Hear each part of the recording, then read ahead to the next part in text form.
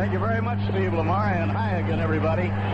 Watching a grand lady, Gertrude Hetterly, leave the box seat next to the dugout. She threw out the first ball here tonight. America never seems to forget their sports heroes. This grand lady, 50 years ago, won 3 medals for the United States, and a couple of years later, swam the English Channel. She is now 77 years old. She got a marvelous ovation from the big crowd here at Shea, and this is what it's all about. This is the fun that Mets fans have been waiting for. It will be fun for everyone, for the fans, for the players, for the writers, for the broadcasters. As they say, let's get it on. Dwight Gooden on the mound for New York, and leading off Bob Dernier. Dernier having a sensational season, along with the number 2 hitter, Ryne Sandberg. Dernier hitting at .323. Gooden into his windup with a pitch to the right-hand hitter. A fastball that is high, 1 ball and no strikes.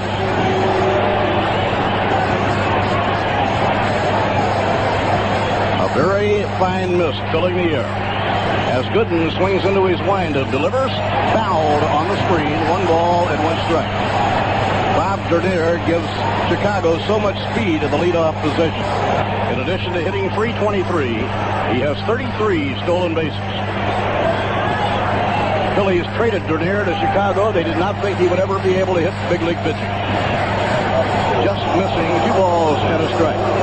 But the minute he got to Wrigley Field and put on that Cub uniform, he started to hit. He has just not stopped at all. Dernier has already scored 65 runs this year. The Cubs have scored more runs than any team in the National League. Dr. K getting a sign from Mike Fitzgerald. Ground ball foul down the third baseline. He got around with that fastball, hit it pretty hard. Now here's the infield defense for New York.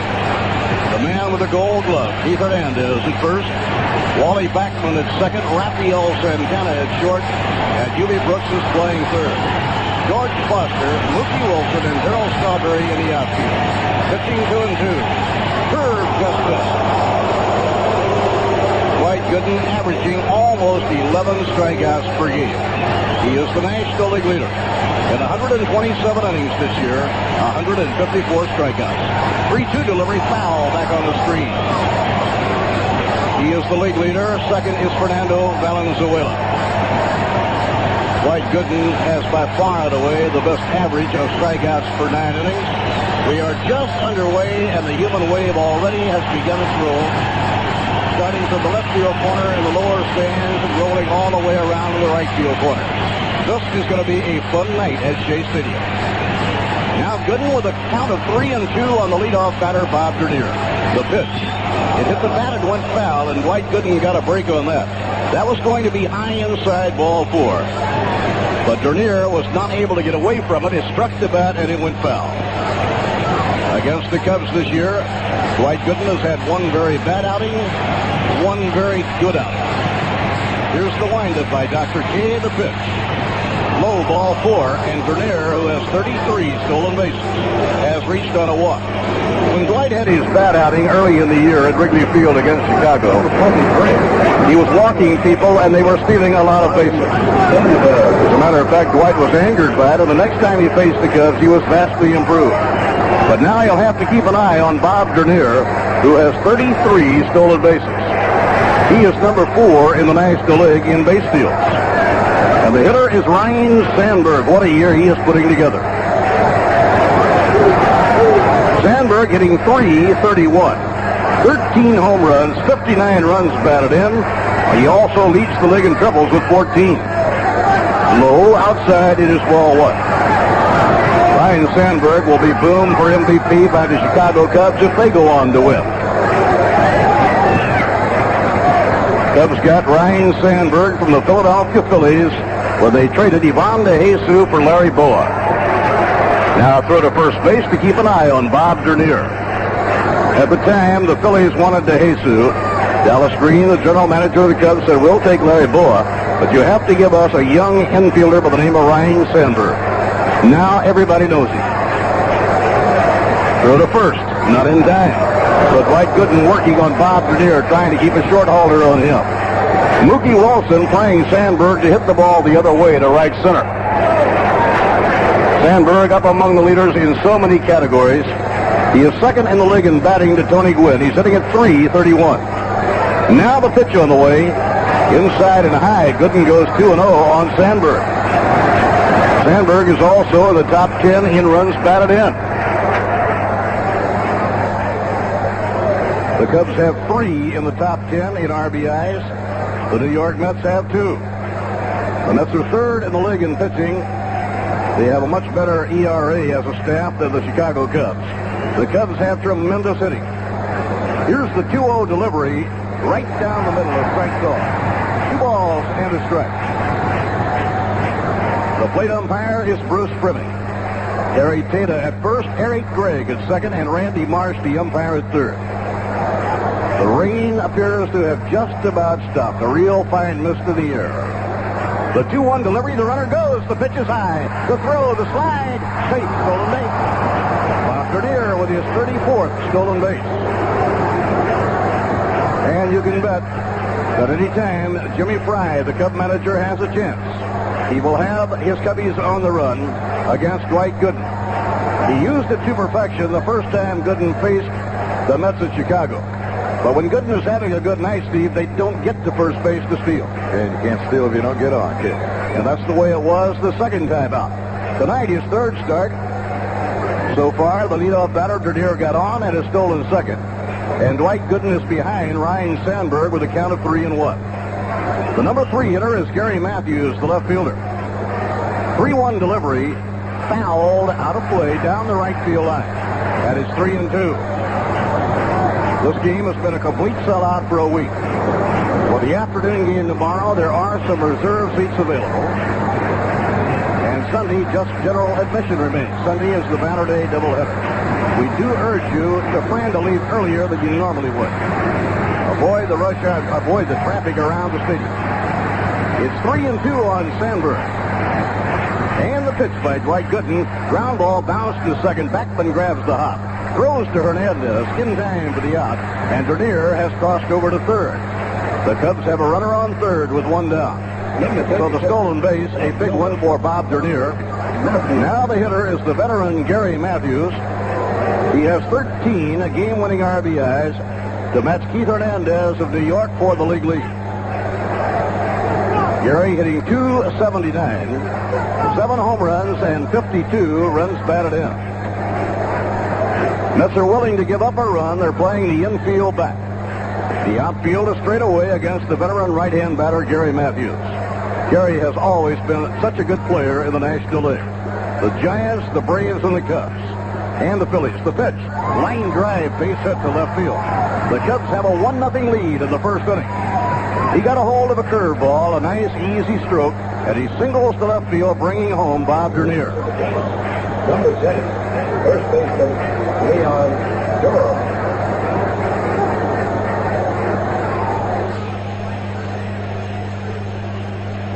Now Leon Durham will be coming to bat. The Cubs are so predominantly a right-hand hitting ball club that whenever possible, you pitch right-handers against the Cubs. Leon Durham's such a good hitter, but he also has the advantage of hitting just about game after game against right-hand pitching. He is a left-hand power hitter, batting .301. Throw to first, not in time. And yes, Gary Matthews can still steal a base. Gary has 11 stolen bases this year. 1 run in, Chicago leading 1-0. The pitch by Dwight Gooden is over a strike call. Dwight appears to be well poised as he starts this game before a capacity crowd. And a game that has so much meaning to both ball clubs. It is still too early in the year here in late July to determine a crucial series. One team could sweep the other the 4 games. It would be far from being over. And a fastball inside, 1 ball and 1 strike. In '69, when the Mets and Cubs had that big battle, it was in early August around the 7th, 8th, and 9th. They had a big series. The Mets won 2 out of 3 and pulled within about a game and a half of first place. But then the Mets went into a slump and dropped 9.5 games back. Then they came on, won 23 in September, wound up winning 100 games. A throw to first is not in time. So yes, it is an important series, but it certainly is not carrying the crucial label that it will have in September. and they will be playing in September. But it's fun. It's like turning the standings upside down from a year ago. The 1-1 delivery fouled back upstairs and out of play.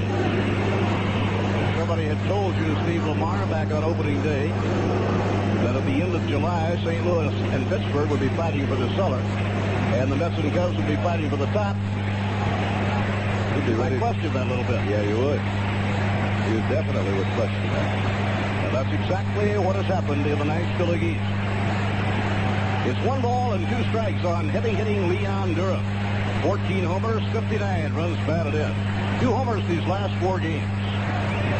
And the pitch on the way. He struck him out. Boy, that was a heater. Dwight Gooden came right after him with that fastball, and he fanned him. First strikeout tonight for Dwight.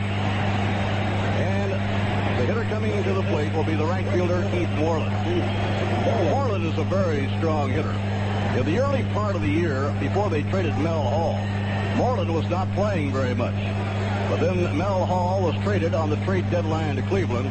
Moreland's been playing every day since, and already has 10 homers and 41 runs batted in, batting at .271. The Chicago Ball Club has a team batting average of .267. Now the pitch by Dwight Gooden, and a fastball over strike 1 call. Dwight walked the leadoff batter. That has proven costly. Dernier stole second, took third on a ground out. Came home on a base hit by Gary Matthews. So Chicago leading 1-0. They are still batting top of the first inning. Gooden will check it out with Mike Fitzgerald. And the pitch on the way is high outside. 1 ball and 1 strike. An afternoon game tomorrow. The first pitch at 1:50. The doubleheader Sunday, first pitch at 1:05. And also between games on Sunday, the banners will go on parade. The judges will be on hand and prizes will be awarded. That will be a very big day at Shea.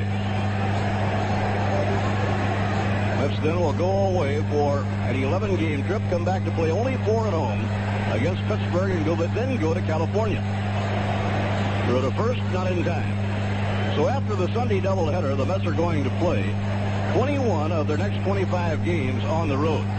They can handle that and get back to Shea August the 22nd. From that point forward, the schedule will definitely be in their favor.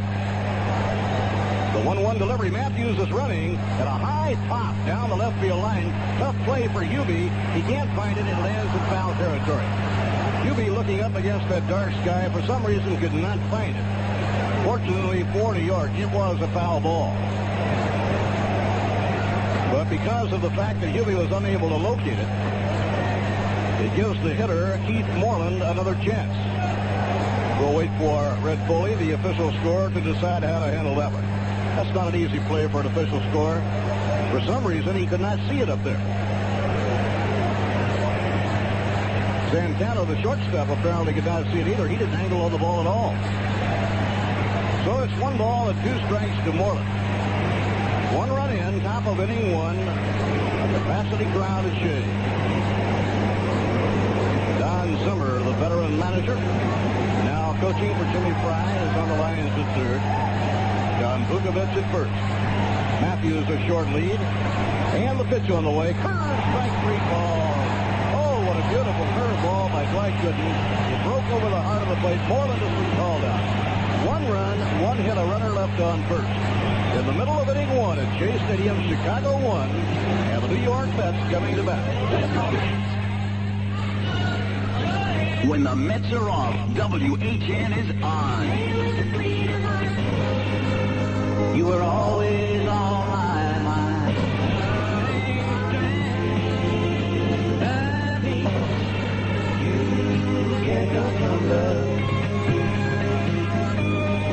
Like what you hear? Leave it here after the game. 1050 WHN. You'll love our country. Members only. Outerwear and sportswear is comfortable and easy as it is dramatically different.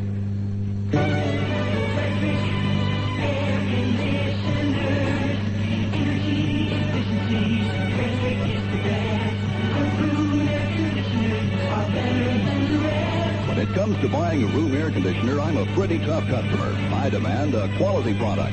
That's why I chose the high-efficiency Frederick. Sure, I looked at the lower-priced models, but nothing measures up to a Frederick. With my new Frederick QuietMaster, I know I'll get superior performance, long life, and lower utility bills, plus important features like the Money Saver button, 5-speed fans, slide-out chassis, and 6-way airflow control. Take my advice. If you're in the market for a room air conditioner, nothing measures up to a Frederick.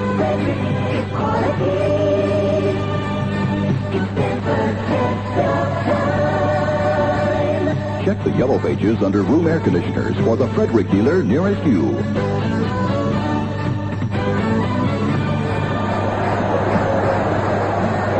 Now, before Dick Ruthven faces Wally Backman, we pause for station identification of the New York Mets Baseball Network. Hi, this is Willie Nelson, and you're in Mets country, 1050 WHN, New York.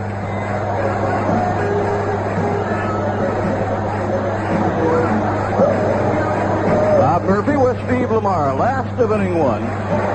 Veteran right-hander Dick Ruthven pitching for the Cubs here tonight. Cubs have reconstructed their pitching staff almost since the beginning of this year.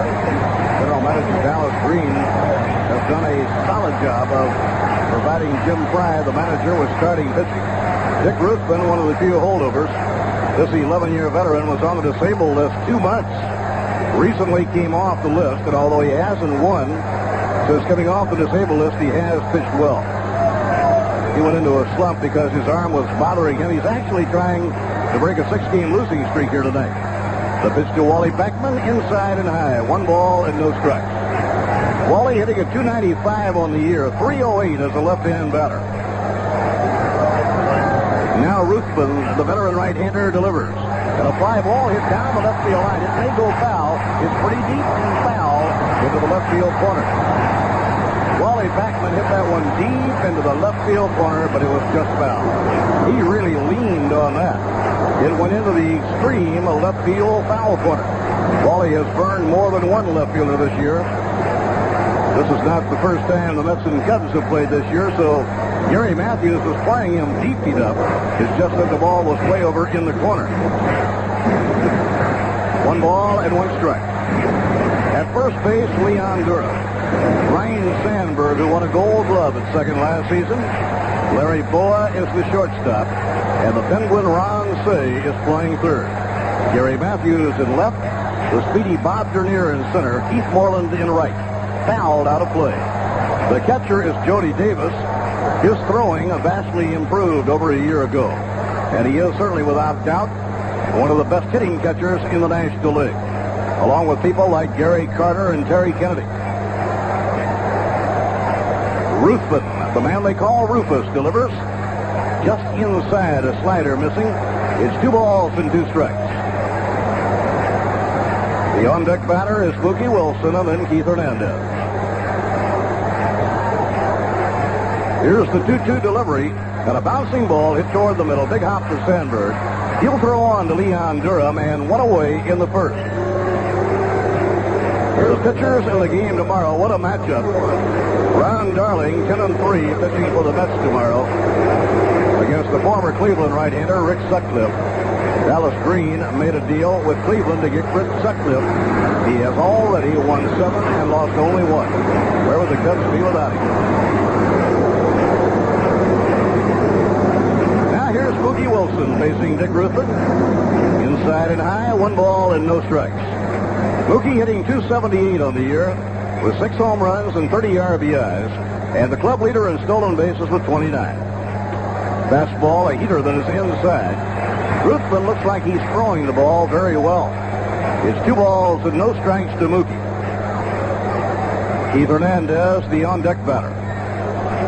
The 2-0 delivery fouled down the right field line in front of Coach Bill Robinson. Bobby Valentine coaching third. Bill Robinson on the lines at first. The stadium is always such a pretty place when it's full for a Mets game like this. The 2-1 delivery and a slow grounder foul down the first base line. This game has been sold out for a week.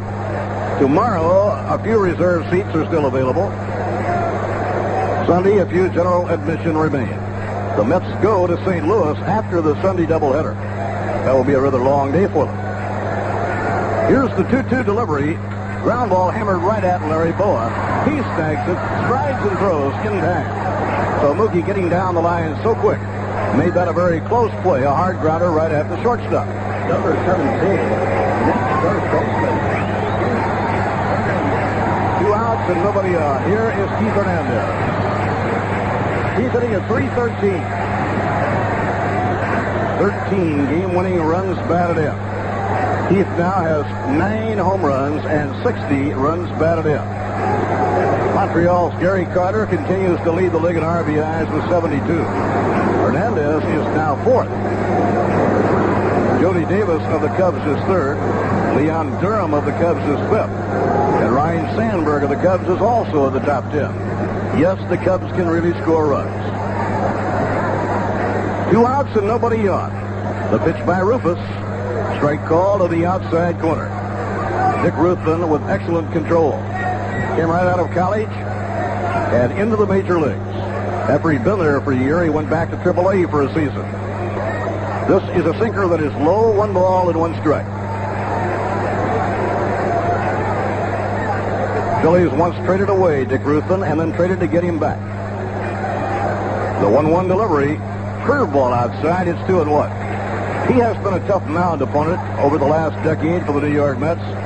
He has a lifetime record against New York of 11 wins and 8 losses. Right side of the infield, back deep against Keith Hernandez. The 2-1 pitch. Line drive base hit to left field. Hustling over is Gary Matthews, the left fielder. Keith will make a long turn and hold up at first. A hard single to left by Keith Hernandez.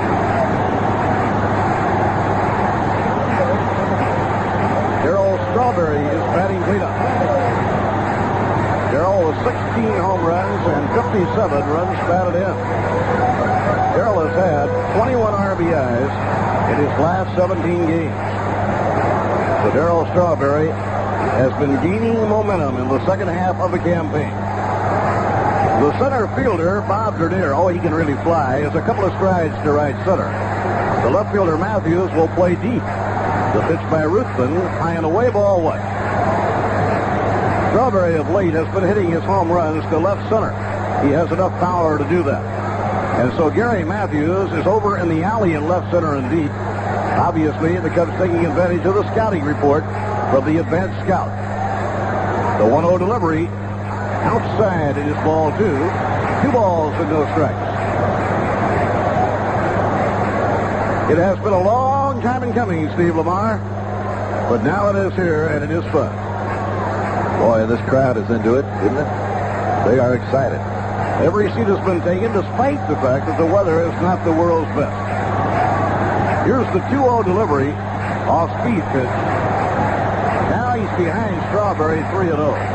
Darryl will have a long look at Bobby Valentine, the coach at third, to see whether he's hitting 3-0. George Foster is on deck. The Cubs lead 1-0 last of the first inning. Now the pitch. Ball 4. He walks Strawberry on 4 pitches. And you have to wonder if he wasn't pitching around Strawberry. He can live to regret it the way Foster has been hitting. George at the moment has a 6-game hitting streak. Over the last 24 ball games has batted .340. So George Foster hitting .254 with 13 home runs and 52 runs batted in. Now runners on first and second. There are 2 men away. Last of inning 1 at Shea. Capacity crowd, the total crowd at Shea will be about 50,000.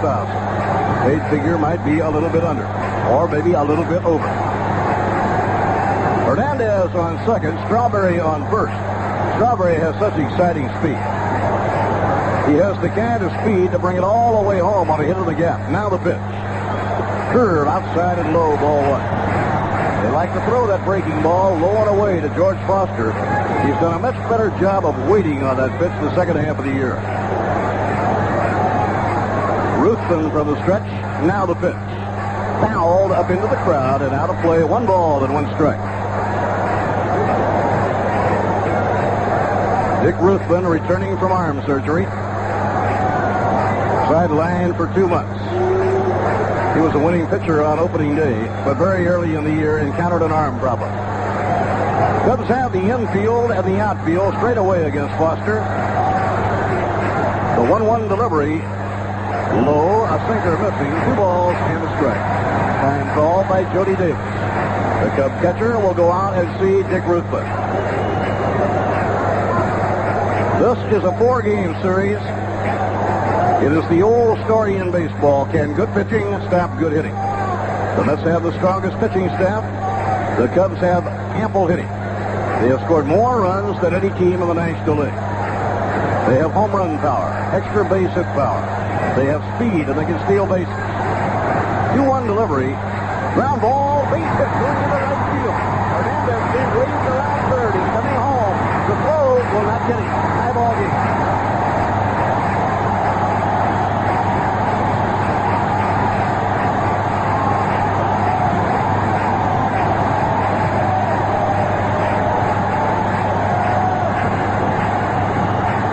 Throughout the series, the crowd will tell the story. For each game, and each day of the series, Shea Stadium will be jammed to capacity. You got the feeling that Dick Ruthven pitched around Darryl Strawberry, figuring he could get the right-hand batter out. But Foster has been on a roll, and he rammed a hard single into right field to tie the game. That was a nice piece of hitting by George. The pitch up a little bit, not that high though, but over the outside part of the plate, he just went with it and drilled it into right field. 1-1, Hubie Brooks batting. The Mets have manufactured a run with 2 men down. But a fly ball hits the left field. Easing back, Gary Matthews, fairly deep in left. He makes the catch. And the inning is over. Hubie hitting the first pitch. He got good contact. 1 run, 2 hits, 2 left. At the end of 1 at Shea Stadium, the Cubs won and the Mets won. Is it like your local A.P. Muffin Man can do for you? Among the many things he does for do-it-yourselfers is maintain a complete stock of quality AP mufflers for cars, for vans, for trucks, including imports. In the tri-state area, here's where to go for AP mufflers and more. In New Jersey, see Sally's Auto Parts, Nutley. North Jersey Auto Pequannock and Rutherford. Denville Auto Parts, Denville. The better auto parts stores. Well, the series with Chicago will continue tomorrow afternoon at 1:50 p.m. and ends on Sunday with the big Banner Day doubleheader at 1:05. There are reserve seats available for the game tomorrow, as well as general admission tickets. For the doubleheader of Sunday, there are a limited number of general admission seats remaining, and they're on sale right now. After the series, the Mets go on the road Monday and return to Shea on Thursday, August the 9th, to play 4 games against the Pittsburgh Pirates. The Mets and Pirates play night games Thursday, Friday, and Saturday, August 9th, 10th, and 11th.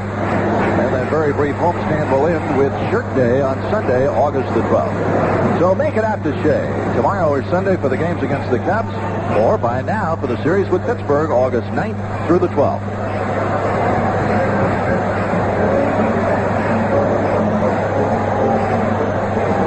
Second inning at Shea Stadium. What a way to start off this 4-game series. Both teams get a run in the first inning. Chicago using speed. Dernier walked. Stole second, took third on a ground out. Matthews brought him home with a clean single to left field. The Mets in their half of the first, 2 outs and nobody on. Hernandez singles to left. They pitched around Strawberry. He was walked, and Foster delivered a timely 2-out hit to right to tie it up. Jody Davis will face Dwight Gooden in the top of the second. Jody Davis hitting .273, 14 homers, and 62 runs batted in. So the Cub catcher, Jody Davis, is third in the National League in RBIs. The pitch by Gooden. Foul tip, strike 1. Ron Darling and Rick Sutcliffe are the pitchers tomorrow afternoon. Sutcliffe 7-1 since getting over from Cleveland. Darling 10-3. And with just a little bit of luck, Darling could be about 13-3. Both teams have a strong bullpen. Orozco and Sisk for New York. Stoddard and Smith for Chicago. And before this series is over, those aces in the bullpen will do some heavy duty. Foul to the screen, a strike 2. The on-deck batter is Ron Cey, and then Larry Boa. Players really enjoy this big series. They have all been looking forward to it. Both players from both teams. Now Gooden winding. Here's the pitch on the way. Strike three. Fastball in the outside corner. White now has fanned 3 in a row. Gooden averaging almost 11 strikeouts a game, leading the major leagues in strikeouts. He now has 157. He needs only 21 more to tie Jerry Koosman's record for most strikeouts by Mets rookie pitcher. And before this year is over, he'll be zeroing in on the National League record, Grover Cleveland Alexander, and the Major League record held by Herb Score. Now the pitch to Ron Cey, fastball high, 1 ball and no strikes. He needs only 70 more to tie Grover Cleveland Alexander's National League record. He will be there almost before you know it. He is averaging about 11 per ball game.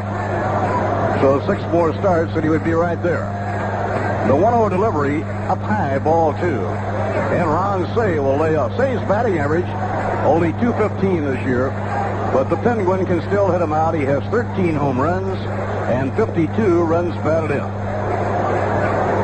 Ron Cey, one of the Dodgers' all-time home run hitters, before being sent to the Chicago Cubs. Gooden's 2-0 delivery, missing wide, ball 3. 3 balls and no strikes. Now Dwight Gooden goes behind on Ron Cey, 3-0. We are in the second inning, 1-1. Let's have the infield deep. Santana stride to left toward the hole. Mookie straight away in center field. 24-year-old rookie backstop Mike Fitzgerald out of Lakewood, California, behind the plate. Pitching 3-0. It is in for a strike call. Cey was taking all the way. He stepped back, hoping to disturb Dwight Gooden. It did not bother him. Switch hitter, veteran shortstop Larry Boa waiting on deck. He's been through a lot of these tough campaigns. 3-1 pitch, ball 4. Cey reaches on a walk. There is the second walk by Dwight Gooden. A 1-out walk to Ron Cey. Now Larry Boa will be coming up. Larry Boa, veteran of 15 Major League campaigns. A fielding whiz who went through so many grueling campaigns in Philadelphia. Phillies would win the division year after year under Danny Ozark in the 70s. And then they were to get their first World Championship when Dallas Green took over. Here's the pitch on the way. Fouled upstairs. It'll be out of play. Larry hitting .229.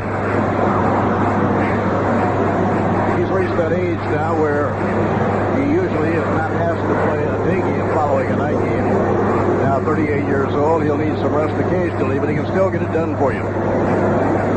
And they have young Sean Dunston from Brooklyn in the wings as the heir apparent.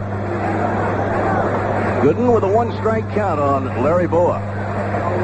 High pop-up on the right side of the infield. Hernandez says, I'll take it. On the rim of the outfield grass, he makes the ground. So Boa retired on an infield pop fly.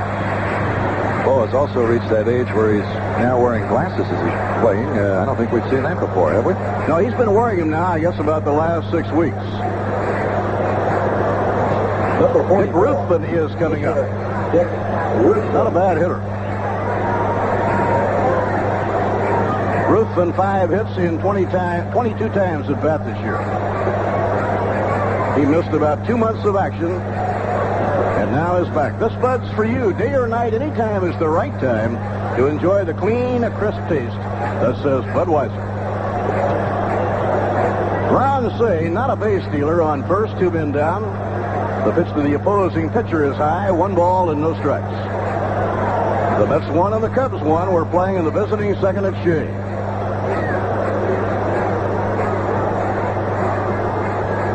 Day game tomorrow, a doubleheader Sunday. The Mets fly to St. Louis when the long day is over on Sunday. They'll play 3 in St. Louis, go to Pittsburgh to play 4, Wrigley Field to play 4, and return to Shea to play 4 with the Pittsburgh Pirates, then go right out to California. 21 of 25 on the road after Sunday. The 1-0 delivery outside Dwight Gooden getting behind 2-0 on Dick Ruthven. Here in the early going, Dwight's control not quite up to what it has been. He has never really been wild. Say with a short lead, the 2-0 pitch, ball free. He has to be careful here. A walk to the opposing pitcher then puts Ron Say into scoring position. And the young right-hander out of Hillsboro High in Tampa, Florida, has now gone behind 3 balls and no strikes. He'll be taking, here's the pitch. Ball 4. Gooden walks the opposing pitcher on 4 pitches. That is his 3rd walk. So Dwight has walked 3 and struck out 3. And now you'll have to get a good hitter in Bob Dernier. Dernier came into the game batting at .323. To show you how the Cubs have been hitting, Tony Gwynn of San Diego leading the league in batting. But Ryan Sandberg of the Cubs is 2nd. Bob Dernier of the Cubs is 3rd. Dernier reached on a walk, later scored a run in the 1st inning of the game. Time taken as they bring the jacket out to Dick Ruthven. Unusually cool for a late July night. The game time temperature was only about 65 degrees. And a light jacket feels very good on you tonight at Shea Stadium. Ron Say has moved over to 2nd. Dick Ruthven is on 1st. Right-hand batter Bob Dernier standing in. The pitch by Gooden, breaking ball high, 1 ball and no strikes. So Dwight struggling with a lack of control here in the 2nd. It is not coming easy for Dwight right now. Sometimes when his control is good, he's just awesome. The hitters for the most part are overmatched. The 1-0 delivery. High pop on the right side of the infield, carrying into short right. Strawberry will be under it, and shallow right makes the catch, and the inning is over. So Dernier skies to shallow right. No runs, no hits, 2 were left. At the end of an inning and a half at Shea, the Cubs won and the Mets won. As America goes for the gold, WHN salutes our local Olympic heroes. Pam Boyd from Toms River, New Jersey in the handball competition, and Steve Benjamin of Oyster Bay, New York in yachting. Good luck at the Summer Olympics from all your friends at 1050 WHN. In all America, there's only one. 1050 WHN, New York. Members only. When you put it on, something happens. Outerwear and sportswear by members only. Attention pickup truck owners. Suburban Caps, the supermarket of truck caps in Mahwah, New Jersey, just 30 minutes from the George Washington Bridge, has an outstanding fiberglass truck cap sale. To celebrate their 25 years in business, and for a limited time, Suburban Caps offers free gel coat solid colors, except red, on their new ARE fiberglass caps. Some dealers charge up to $125 for this feature. Suburban Caps offers it free. Choose from their vast selection of over 600 caps in stock. Aluminum, fiberglass, wood frame, contractor caps. They also carry bedliners, utility trailers, and truck inserts. Cap prices start at $249 and installation is free. Remember, Suburban Caps, Route 17 in Mahwah, New Jersey, wants to protect your cargo, whether it's kids, kangaroos, or carpenter's tools. Open 7 days a week. Call 201-529-4634. Suburban, the supermarket of truck caps that treat you like a candy store customer. And visit their new branch in Cooperstown, New York. Mike Fitzgerald will lead off for New York in the last of the 2nd. The game tied at 1. On the scoreboard, St. Louis leading Pittsburgh 2-0 in the 7th. David Green has homered twice as Andujar against McWilliams. Montreal ahead of Philadelphia 2-0 after 3. David Palmer and Steve Carlton. Later tonight, the Astros at San Diego, the Reds at Dodger Stadium, the Braves at San Francisco. At Comiskey Park, the Yankees got 5 off Lamar Hoyt in the very first inning for a 5-0 lead. Phil Niekro will pitch. Doubleheader at Detroit. The Tigers buried the Red Sox 9-1 in the first game. Dan Petrie won his 14th. Boston 2-0 after 1 in the nightcap. Ojeda and Abbott. Kansas City leading Milwaukee 12-6. 8th inning of the first game of a doubleheader. And Ruthven gets a strike call to the outside corner. Texas and Toronto 1-1 after 4.5. Charlie Huff and Doyle Alexander. Cleveland 3 and the Orioles nothing. That game is in the second at Baltimore.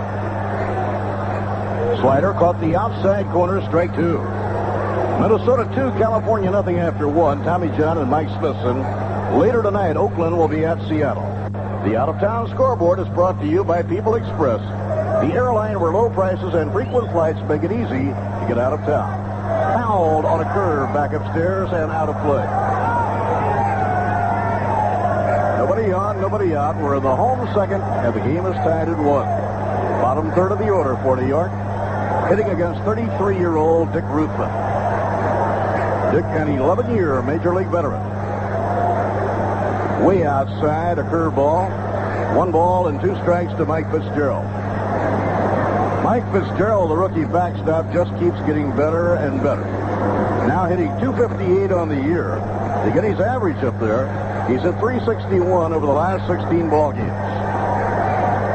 Rafael Santana on deck, and then Dwight Gooden. The 1-2 delivery. Line drive base hit to left field. Timed his swing just right off of a Dick Ruthven curveball. So Fitzgerald opens with a base hit. We pause for station identification on the New York Mets Baseball Network. Hi, this is Dwight Gooden, and you're in Mets Country, 1050 WHN, New York.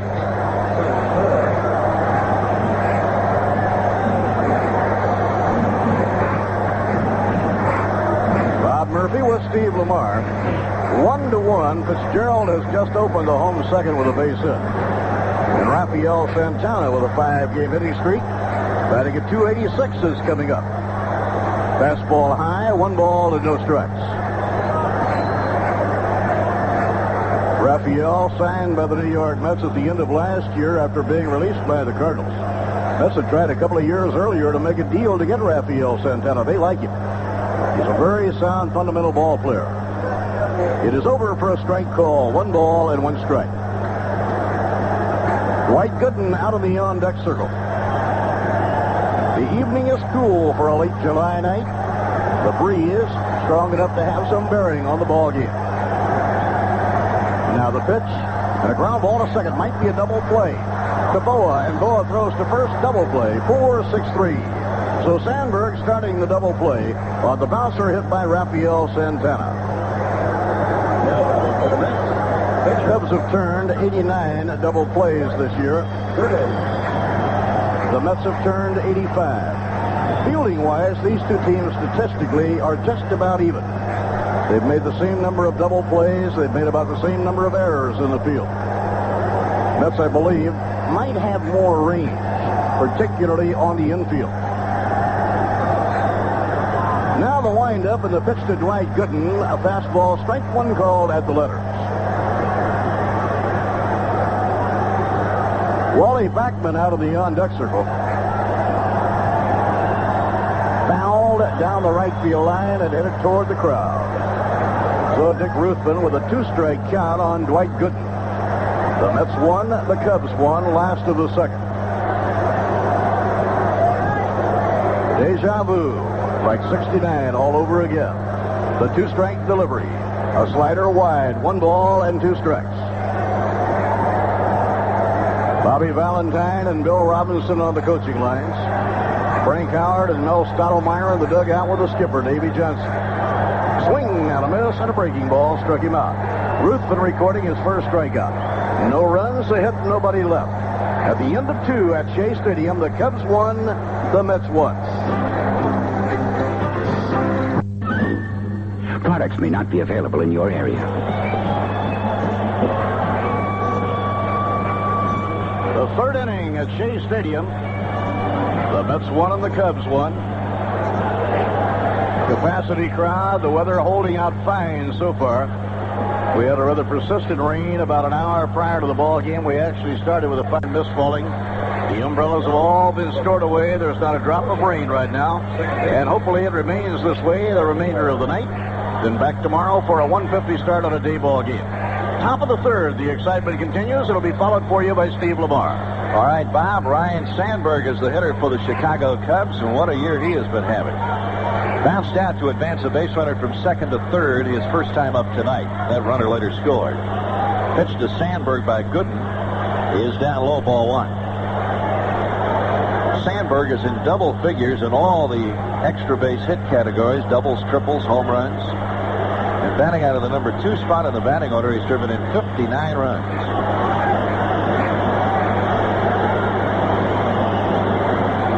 Mookie Wilson a few steps toward right center for this right-handed hitter. Dwight Gooden ready. Here's the 1-0 pitch. Fastball bounced toward second, and Backman gloves the high hop and throws him out. 1 out in the third inning. Gary Matthews coming up. He drove in the Cubs' run with a base hit into left field in the first inning. Members only. It's more than just the jacket that's become a legend. Members only is a whole range of sportswear you can live in. Outerwear that fits every move you make. A feeling you won't find anywhere else. That's members only.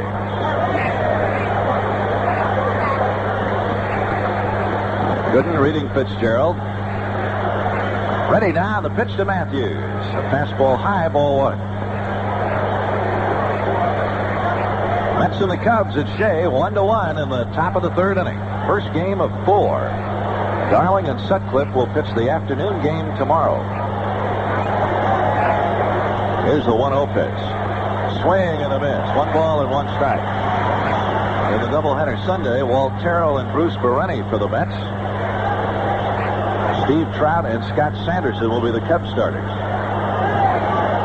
So a day game tomorrow on the Banner Day doubleheader Sunday. Pitch to Matthews up high. 2 balls and 1 strike. Then the Mets will be going on the road. They go to St. Louis.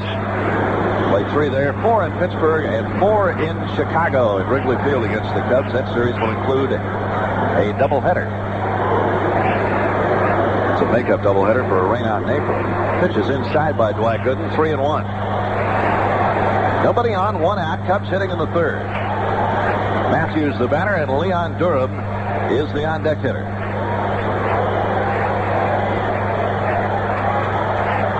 Matthews on an 8-game hitting streak. Waiting for the pitch from Dwight Gooden. It is high. He has walked him, and that is Gooden's 4th walk of the night. He walked the leadoff man in the ball game, Bob Dernier, in the first inning, and he eventually scored. Dwight walked 2. Say and Ruthman in the second. Now has walked Matthews with 1 out in the third. I'm wondering if the extra day of rest might not have made Dwight a little stronger than usual, causing him to be a little bit wild. Davey Johnson switched and had Sid Fernandez take the final start against St. Louis in order to have Dwight Gooden start against Chicago. You do not like to pitch left-handers against the Cubs. They have just torn up left-hand pitching, winning 23 and losing only 11. So Gooden, as he goes along here, may find that good control. Dwight has walked his 4th man of the game. Matthews on at first, 1 out. Durham the batter. He struck out on a fastball in the first inning.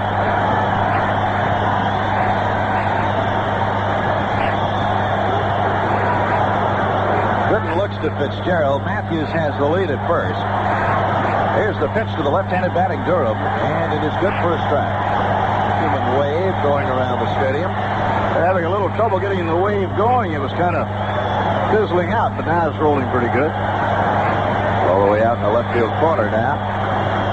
After starting in the right field corner. Gooden ready. Checks Matthews, who's going. The pitch to Durham, swung on and missed. Throw to second is going to be late. We're going to see that all night long. Jimmy Fry, the moment he gets a runner on first base, if he has any speed at all to work with, will be trying to steal against the big legs kick of Dwight Gooden. They were so successful early in the year against Gooden at a game at Wrigley Field. Matthews got a very big jump on Gooden that time. And that is the second stolen base for the Cubs tonight. Count to Durham, 2 strikes. Set is Gooden. Here's his pitch. And it is a curveball that bounces in. 1 ball, 2 strikes. This is sort of typical, except for the number of walks, of a Dwight Gooden ball game. It's usually about the 4th inning before he really starts to get that curveball over. So Dwight will rub up a new baseball sent out to him from Bruce Fleming. Matthews at second, 1 out. Durham the batter.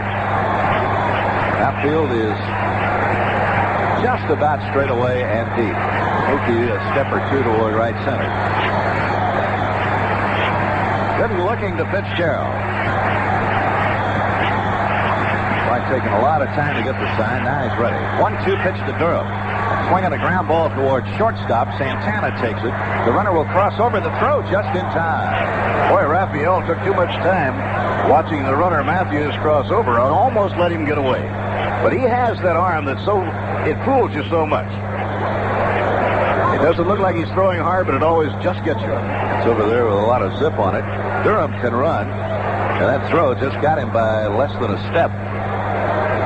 2 men out. The runner Matthews is now at third, and here is Keith Moreland, who is 0 for 1. He was called out on strikes in the first inning.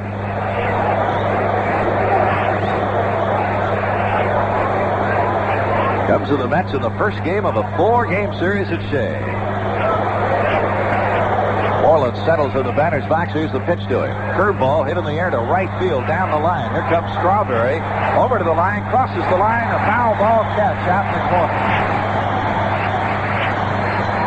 Moreland fouls out to Strawberry, the right fielder. The inning is over. No runs, no hits. A walk and a man left at third. In the middle of the third inning, it's the Mets 1 and the Cubs 1.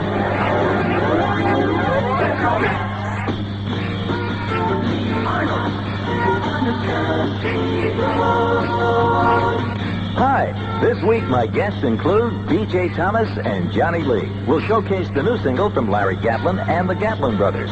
And this week's concert features the Rhinestone Cowboy Glenn Campbell. So join me, won't you? Lee Arnold on the Country Road, Sunday night following the Mets-Cubs doubleheader on 1050 WHN. Members only outerwear and sportswear for a look and feeling that's all your own. Members only. Rockaways play that is fun. We want to sing and shout because we play it around. Feel the fun, feel fantasy. Come to Rockaways Playland, frolic by the sea. We got the formula for fun, right games for everyone. Great happenings night and day. So come on out to Rockaway and play. This is Rocky Rockaway saying you'll love my formula for fun. If you like shindigs, you'll love Sunday, July 29th. There's free country music with 3-penny opera, free prizes, even free admission. I'm bringing some live Texas armadillos to race on the Midway. That's right, I said armadillos. Come on out Sunday, July 29th to Rockaway Beach, Queens. Rockaway's Playland is the greatest show on earth. To join the fun equation, here's a wild sensation. It's the best of old and new. That Rockaway's Playland. All we need is you.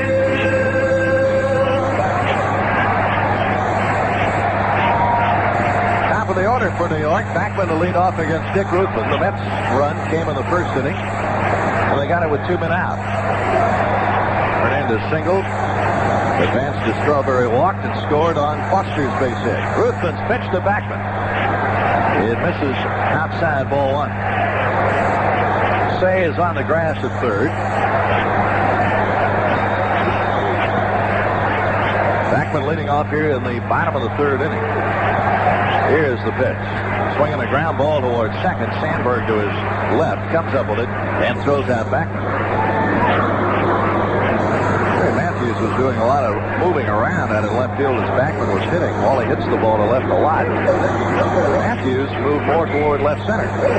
Usually the opposing clubs will station their left fielder near the line in left. Backman retired. Mookie Wilson, the hitter. He grounded out in the first inning. Pitch by Ruthven is swung on and popped foul over by the Cubs dugout. Say and Davis coming over. Say at the top step, leans in, can't make the catch, and has to hold on to the roof of the dugout as he nearly fell down the steps. He was going into the right dugout to get plenty of help. He was going into his own dugout. You would be far more tentative if you were going into the other dugout.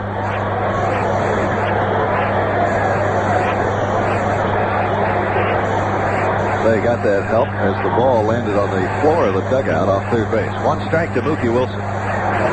Say back to his position at third. Mookie hitting with nobody on and 1 out. 1-1 ball game, bottom of the third inning. Ruthven delivers. And an off-speed delivery misses. 1 ball and 1 strike.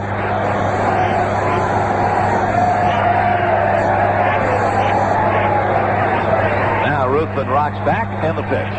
Fastball hit in the air to right center. Dernier started back. Now he comes in. And he puts it away. 2 men down. Mookie retired on a fly ball to Bobby Dernier in center field, and Hernandez will be the batter. Singled and scored in the first inning.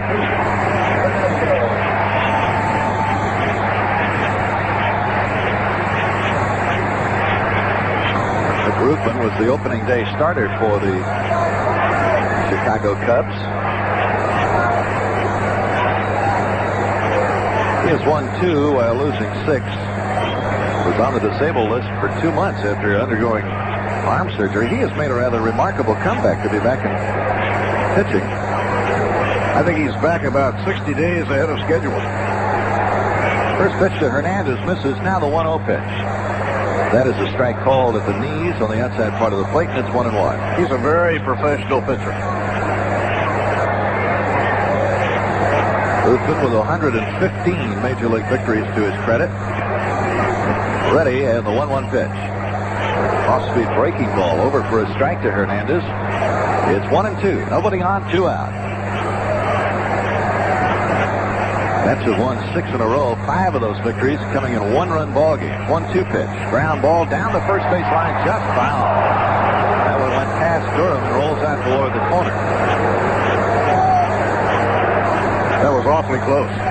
Sharp ground ball hit by Hernandez, and it just missed going right over the bag. So the count, a ball and 2 strikes.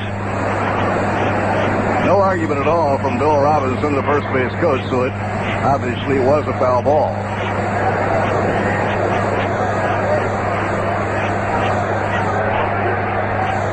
Ruthven winds and delivers. Swing and a fly ball hit down the left field line. Matthews has a long run, and he will not get there. It drops foul. Good thing it was foul. Had it been fair, he would have got there. He was awfully close to it. Now remains a ball and 2 strikes to Keith Hernandez. Keith running that one out all the way as it was right down the line in left field. And he was midway between first and second when it dropped foul. So he's coming back to the plate. 1 ball and 2 strikes.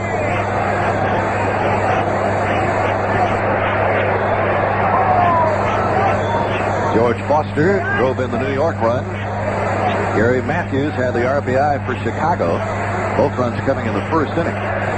1-1 in the bottom of the third.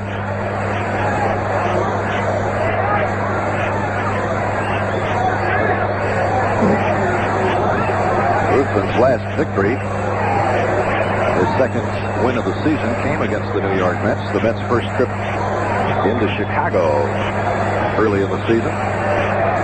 1-2 pitch by the right-hander. Inside, just inside. 2 balls and 2 strikes.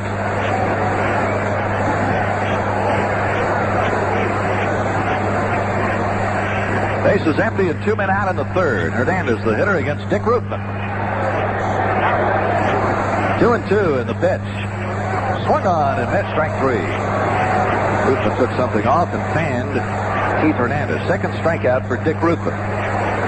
Mets go in order in the third inning. Nothing across, and after 3, the Mets won and the Cubs won. Bud Light presents opening lines at bars that are just liable to bring out the worst in people. Excuse me, miss, but I'm lost in the dark forest of my soul, and I was wondering if you had a flashlight. Get lost, huh? Tell me, do you believe in premarital zodiac sign reading? Do you believe in getting lost? Pardon me, miss. You didn't happen to notice a Congressional Medal of Honor around here, did you? I think I lost mine. Get lost, okay? As we say, some opening lines just don't seem to bring out the best in people. For instance, order any light beer. Bartender, 2 light beers, please. And the bartender's liable to bring out something other than Bud Light. So don't just settle for what you get. Ask for Bud Light, because the best has a taste all its own. Satisfying, but never filling. Come on now, open things up with Bud Light. Hi, can I buy you a Bud Light? You just found the right button, cowboy. Anheuser-Busch, St. Louis, Missouri. The revised edition of the Mets 1984 yearbook is now available by mail. The revised book has pictures and stats of the newest Mets. Kelvin Chapman, Bruce Perenni, Jerry Martin, and Brett Gap. And a new team picture. You know, the first edition was completely sold out. So act now. Send a check or money order for $4.50. Payable to the Mets to Promotion Graphics, Department M, 160 Bering Street, New York, New York, 113. That's a checker money order for $450, payable to the Mets to Promotion Graphics, Department M, 160 Berry Street, New York, New York, 113. It's 1-1. The Mets have 3 hits. The Cubs have 1. And in the fourth, Jody Davis will lead off for Chicago. Davis 0 for 1. He struck out in the second inning. Gooden has struck out 3, walked 4. Fastball to Davis is low, ball 1.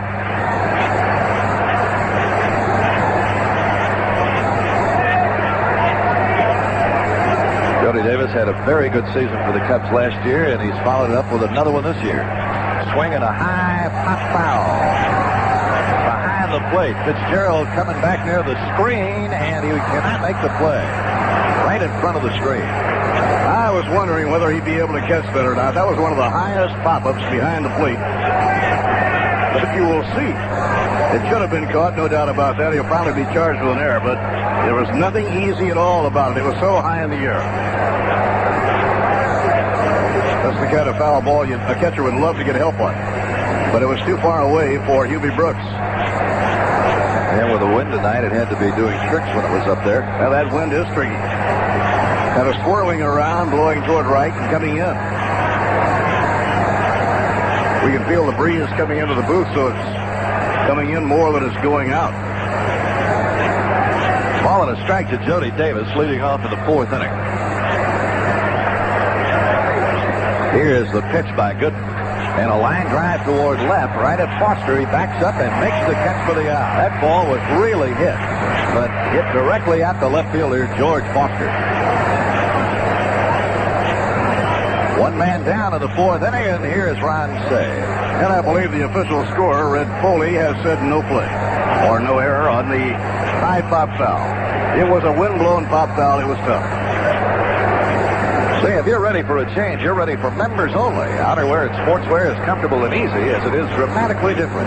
Get to know members only in fine stores everywhere. Say, waiting for the pitch from Gooden, and here it is. It's a fastball for a strike. Say is one hitter who did not step out of the batter's box because of the roar of the jet engine go overhead. A lot of them will. But not the Penguin. One strike and the pitch by Gooden. Swing and a foul ball coming back out of play upstairs. So it's 0-2. Did you say Penguins are used to hearing jets go overhead all the time? You lived in Alaska, you would know. Yeah, they might be, yeah. There are a few planes flying around up there. A lot of them, in fact. I think they say that the per capita, there are more licensed pilots in the state of Alaska than anywhere else. I wouldn't doubt that. There's a lot of bush country to travel around up there. You got to fly around to get there. 2 strikes in the pitch by Gooden. Swinging a high pop foul off of first. Fernandez will have a look, but no play. It's in the crowd. 0-2 to Ron Cey. Batting in the fourth inning with the bases empty and 1 out. Gooden has struck out 3 in the game. He got them consecutively. Durham and Moreland to end the first inning, and Davis to start the second. Now the 2-strike pitch. Curveball got him quick. That's number 4 for Dwight Gooden, so they'll hang up another K in the upper deck in the K corner, way out in left field. That was that real good-looking curveball thrown by Dwight Gooden. Such a marvelous combination of pitches, that blazing fastball at 93 and a curve that looks like it rolls right off the end of the table. It just freezes a hitter. 2 men gone in the fourth. Larry Boa, the batter, he's 0 for 1. Hitting from the left side. Gooden's fastball is high for a ball. Larry Boa hitting at 229. Outfield around to the left, playing him to hit the ball the other way. Foster shallow in left field near the line. This one is high to Boa, and the count goes to 2-0.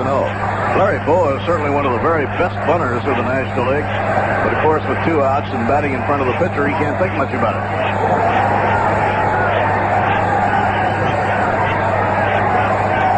Gooden checking with Fitzgerald. Now the wide of the 2-0 pitch. High, he goes to 3-0.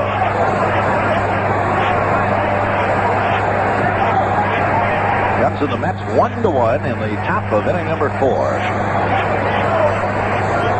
Ron Darling who's won 10 for the Mets, will pitch tomorrow against Rick Sutcliffe, who's won 7 for the Cubs since coming over from Cleveland. 3-0 pitch, low and inside, ball 4. That's walk number 5 by Dwight Gooden. His high in one game, 6 walks. That was 2 starts ago, the 15th of July at Atlanta. Before Ruthven bats, we'll pause for station identification. This is the New York Mets Baseball Network. Hi, this is B.J. Thomas reminding you to stay tuned for more of New York's hottest country hits after the game on 1050 WHN New York. Steve Lamar with Bob Murphy at Shea Stadium. Dick Ruthven is the batter as Gooden has just walked the number 8 hitter, Larry Boa. 2 men out. Ruthven walked his first time up. Pitch by Gooden is high, ball 1.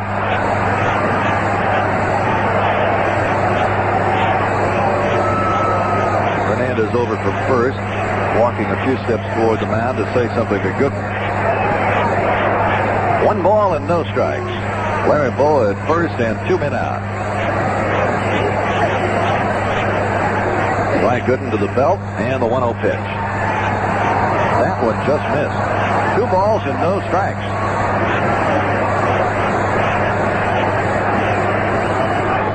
Now Gooden's location control has not been what he would hope it would be. 2-0 pitch to Ruthven. There's a strike call. 2-1. Gooden has not pitched since a week ago tonight when he went 9 innings in Cincinnati for a no decision against the Reds in a game the Mets eventually won in 11 innings.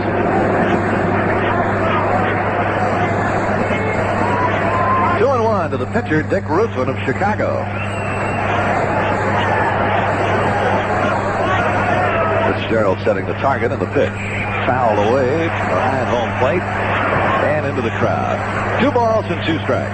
Walking batters, more of a problem for Dwight Gooden than with many pitchers, because of the fact that he's still working on his skills to keep those runners close.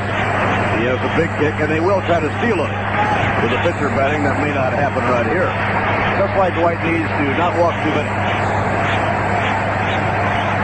2-2 the count. Here is the stretch of the pitch.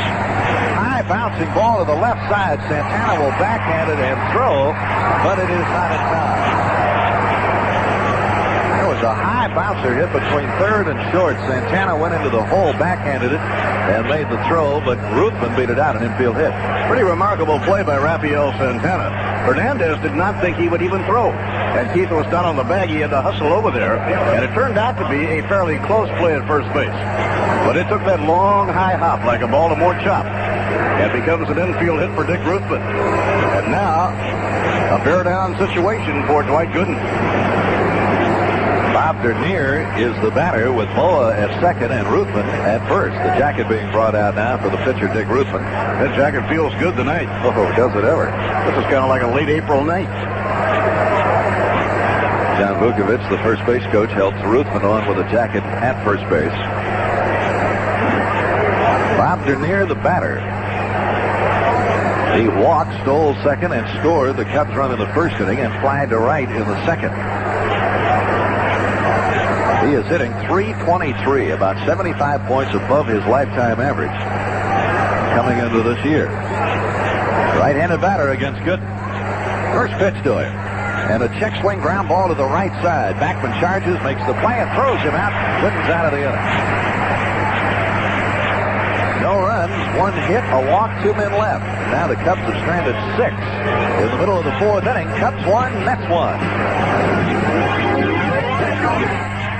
1050 WHN. The Better Auto Parts stores announce a steal of a deal, the Monroe Double Steal Sale. On the Monroe-Matic, America's #1 shock absorber for cars, buy one at the regular price, get the second for half price. Get the same great deal on the Monroe Magnum 60, the big gun in van, pickup, and 4-wheel drive shocks. Buy one at the regular price, get the second at a 50% savings off the manufacturer's suggested list. On Long Island, see Station Auto Parts, Huntington Station, Auto World, Bayside, Nelson's Auto Supply, Mineola, or S&M Auto Parts, Lake Ronkonkoma. Sale while supplies last. Do you know what we mean when we say the United States Air Force is a great way of life? We mean you can learn a high-tech skill and get on-the-job experience. 30 days of vacation with pay each year. Medical and dental care. Off-duty educational assistance. a decent salary, and most importantly, a chance to work with people who are striving to get the most out of life. Aim high. The Air Force offers you excellent technical training, for which you may earn college credits.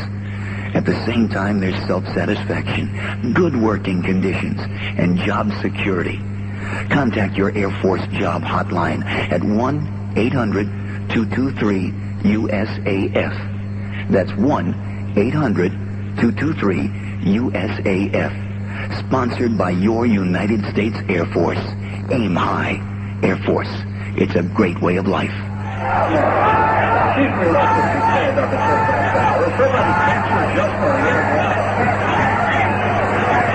It's a 1-1 ball game at Shea Stadium. The Mets coming to bat against Dick Ruthven in the last of the fourth inning. Ruthven had been on base in the top of the fourth and took a little time in the dugout. And has just come out and started to throw his warm-up tosses. He'll be pitching to Strawberry, Foster, and Brooks in the last of inning number 4.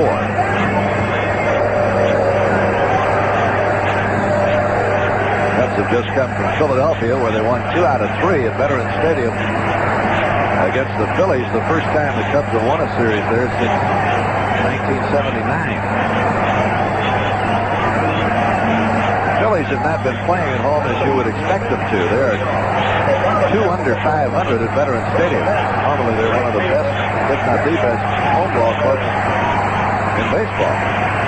Strawberry ready now as he gets into the batter's box. Drew a walk his first time up tonight.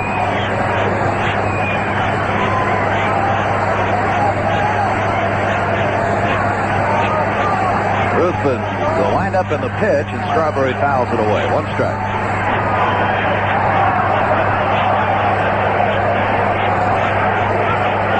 Phillies are trailing at home tonight to Montreal.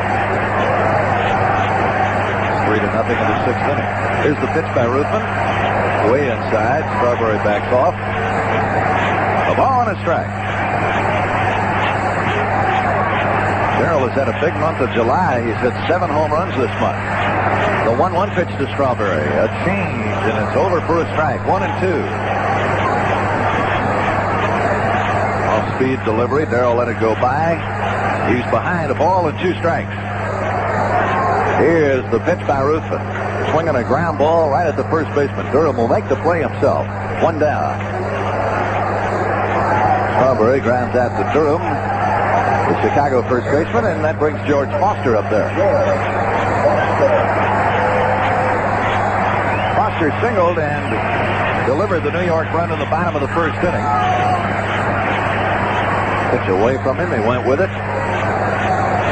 Hit it into right field for the base hit, and Hernandez scored from second.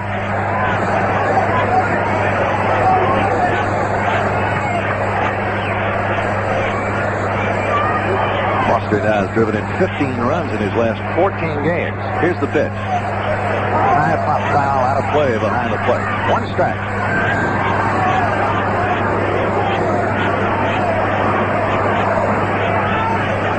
Gary Matthews playing deep in left field. Grenier at about medium depth and straight away in center. Moreland over toward the power alley in right center for Foster. This pitch is inside from Ruthven. 1 ball and 1 strike. The Mets are 21 games over 500 as they start this 4-game weekend series with the Cubs at Shea. 1-1 the count. The pitch. Breaking ball for a strike call. 1-2.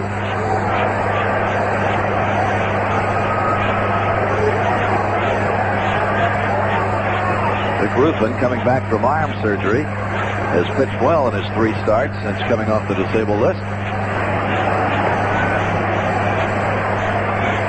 It's been a 1-1 ball game tonight in the 4th inning. Foster had backed out on Ruthven.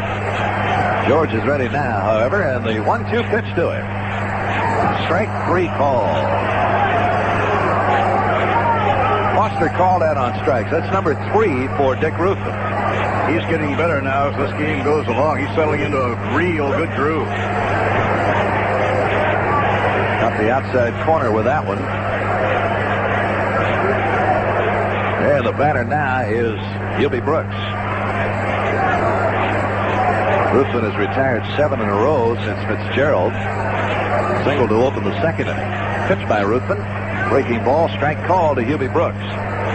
He just has pinpoint control right now.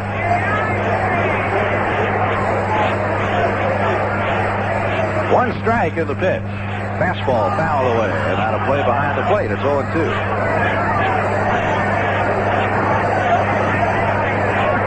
Ruthven has walked only one, and he was pitching around Darryl Strawberry, it appeared, as he walked Darryl in the first inning. The pitch, inside and low, 1-2.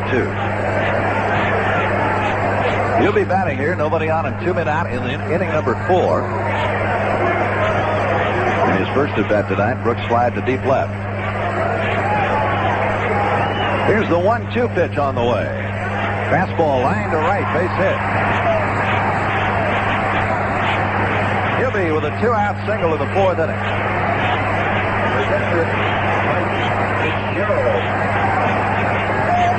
And Fitzgerald is the hitter. He's 1 for 1 tonight.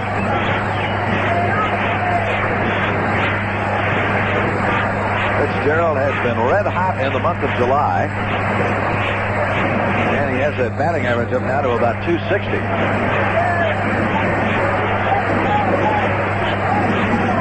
He's added close to 50 points to the batting average since the end of June. That time has been called as something has been thrown out onto the field in left center field, and Gary Matthews will go out to pick it up. Sellout crowd at Shea tonight for the first game of this series with the Cubs. For the afternoon game tomorrow, some reserve seats are available. Then for the doubleheader on Sunday, only general admission tickets are available, and they are on sale. Manager Jimmy Fry concerned about his left fielder Gary Matthews. Something apparently might have been thrown from the pavilion bleacher seats in left center field. I don't think Gary Matthews was struck, but I really don't know. We didn't see it. First time we saw it was on the field, and Matthews called attention to it. So Jimmy Fry has gone way out into left field and is talking with Gary Matthews about it. Gary apparently has said it's okay.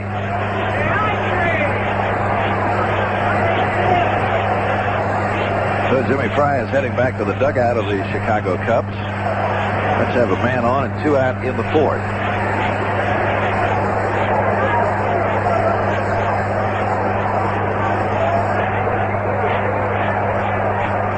Mike Fitzgerald had been over at the on-deck circle. He comes back up to home plate now as Fry arrives back at the Cubs dugout off third base.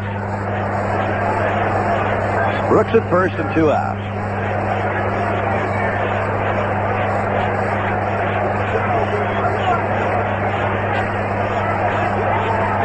Fitzgerald waiting as Ruthven reads Jody Davis.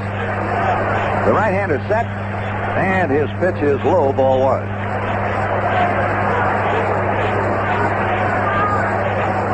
One to 1, the Cubs and the Mets at Shea Stadium. Ruthven's last start, he pitched 7 innings, gave up only 1 run to the Giants last Saturday, but was out of that game with no decision. He'll go to first base here, and Hubie is back easily.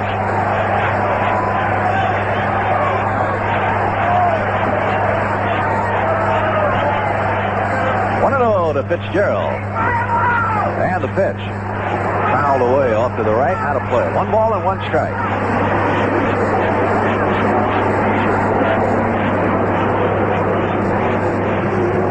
Mets and the Cubs tied at 1. New York with 4 base hits off Ruthven. Cubs have 2 hits off Gooden, but Dwight has walked 5 batters tonight.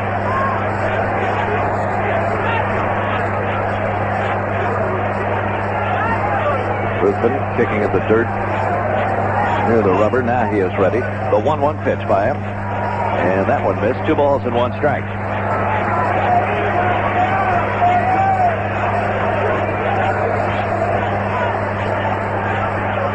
Cubs play the outfield about straight away, and now Gary Matthews had taken a few steps toward left center and out in left field. Now moves back more straight away. The pitch to Fitzgerald, low.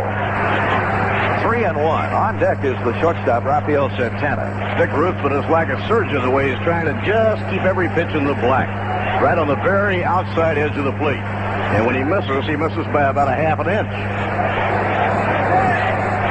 3 balls, 1 strike. Fitzgerald waits. And the pitch. That is high ball 4. Ruthven has issued his second walk, so now the Mets have 2 men on, and the batter will be Rafael Santana. Billy Davis has gone out to talk with Ruthven, and Larry Bow also is coming in. We have a fine mist falling once again, and some of the umbrellas have started to open up.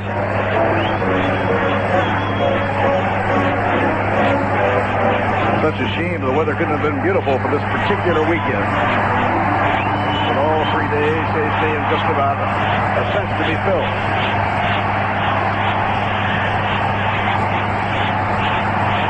Now Diamond Vision. There's a sign up there saying, how about some noise? So that's what we have it say. The pitch to Santana.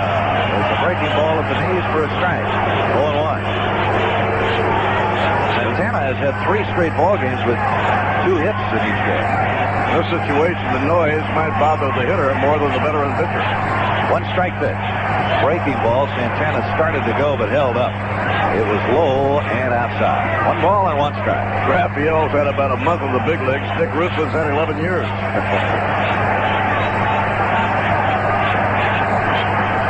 Santana waiting for a 1-1 pitch. Here it comes. Breaking ball. Low and outside. 2 balls and 1 strike. Ruthven has not only pitched in a championship series, but in a World Series. The Cubs do have a lot of experienced people, which should be to their advantage when they get into September. 2-1 to Santana with 2 on and 2 out. The pitch. High bouncy ball towards shortstop. Wild hop, but Boa fields it. Goes to Sandberg just in time for the 4th.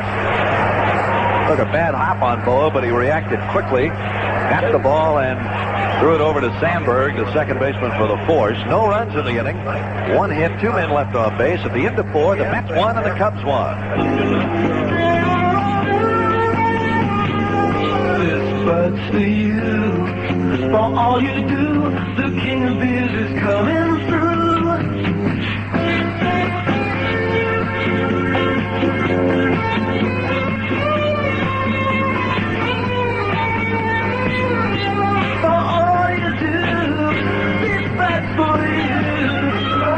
Anheuser-Busch, St. Louis, Missouri.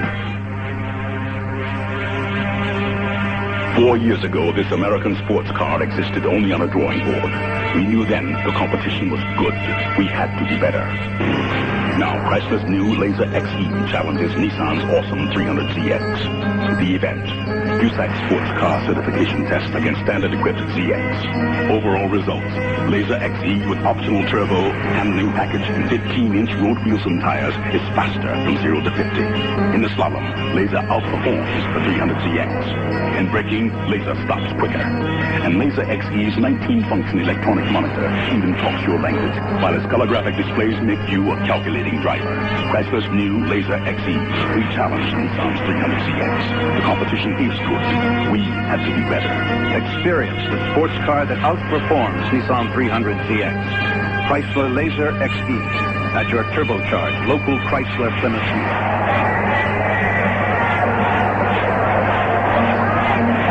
Both clubs have had opportunities to score here at Shea Stadium tonight. The Cubs have left 6 men on base already. The Mets have stranded 4. It's 1-1 going to the 5th, and Bob Murphy. In the 5th inning here at Shea with a score tied at 1. Jimmy Fry's Cubs will have 2, 3, and 4 in their batting order facing Dwight Gooden. That means Ryan Sandberg, Gary Matthews, and Leon Durham. Sandberg, the number 2 hitter in the National League. Batting .331. One of the hardest things I think to do in baseball is to be leading the league in doubles and triples. Sandberg was doing that for a while. Usually it's going to be one of your fastest men in the league that leads the league in triples. Sandberg now has 22 doubles. Reigns, the league leader, has 24. The pitch by Dwight Gooden inside. It's ball 1. Sandberg is the leader in triples with 14. And the very speedy Juan Samuel of Philadelphia is next with 13. Nobody on, nobody out. 5th inning. Here's Shea. Now the pitch. Fouled it back upstairs. It is out of play. 1 ball and 1 strike.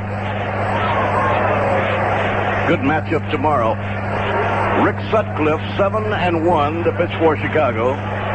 Ron Darling, 10-3. His last couple of outings, no decisions, despite the fact that he pitched very well.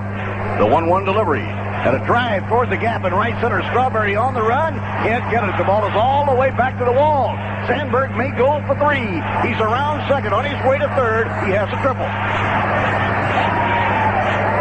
So the man who leads the league in 3 base hits opens up the 5th inning and gets his 15th triple of the year. A line drive in the gap in right center field.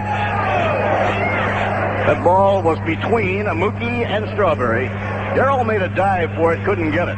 Mookie had to back him up. And his throw to Wally Backman, Wally couldn't handle the throw, lost any chance he might have had for a relay. So now, in a 1-1 ball game, the Cubs have the lead run on third and nobody out. That Sandberg can move around in a hurry. He has excellent speed. You have to be fast to lead the league in triples. Let's have the infield back at second and short, playing in at first and third. The hitter is the old pro, the man they call Sarge, Gary Matthews. 1 for 1 in a walk here tonight. Swing and a miss, strike 1.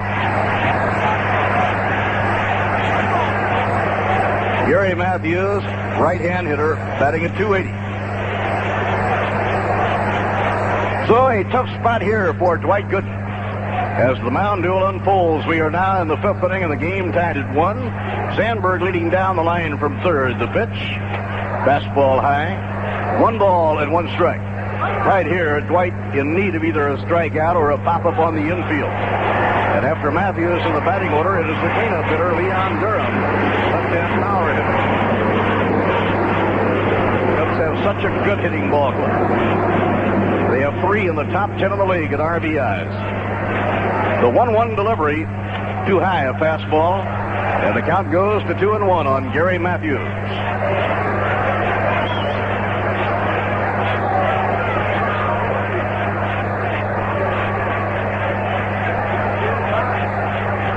Now Gooden will work from the stretch, and is he about ready to pitch? Gary Matthews calls time and steps back.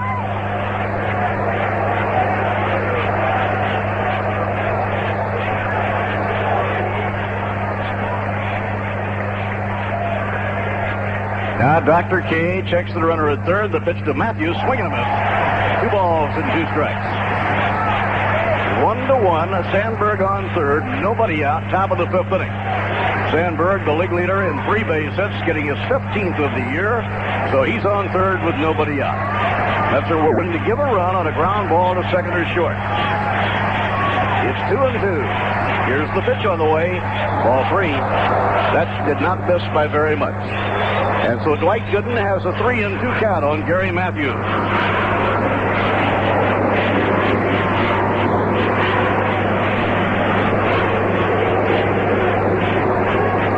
Waiting now for the roar of the jet to die down.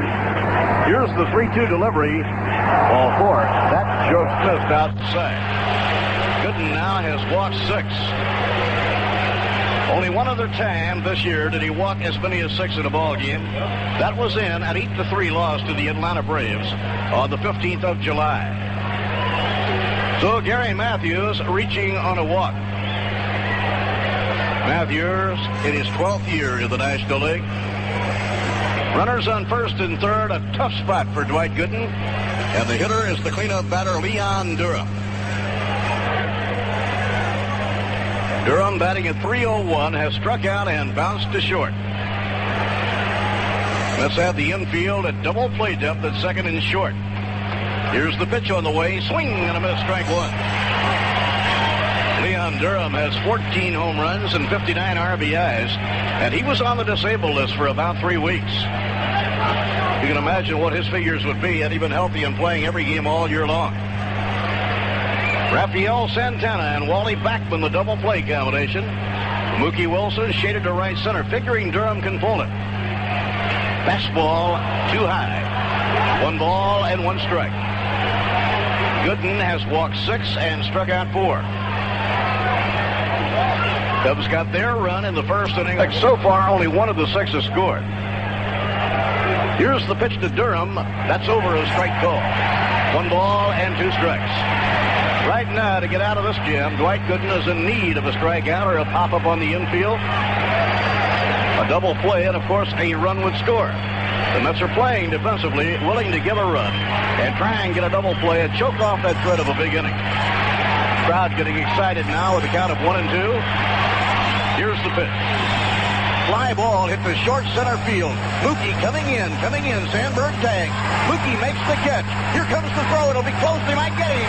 Out at the plate.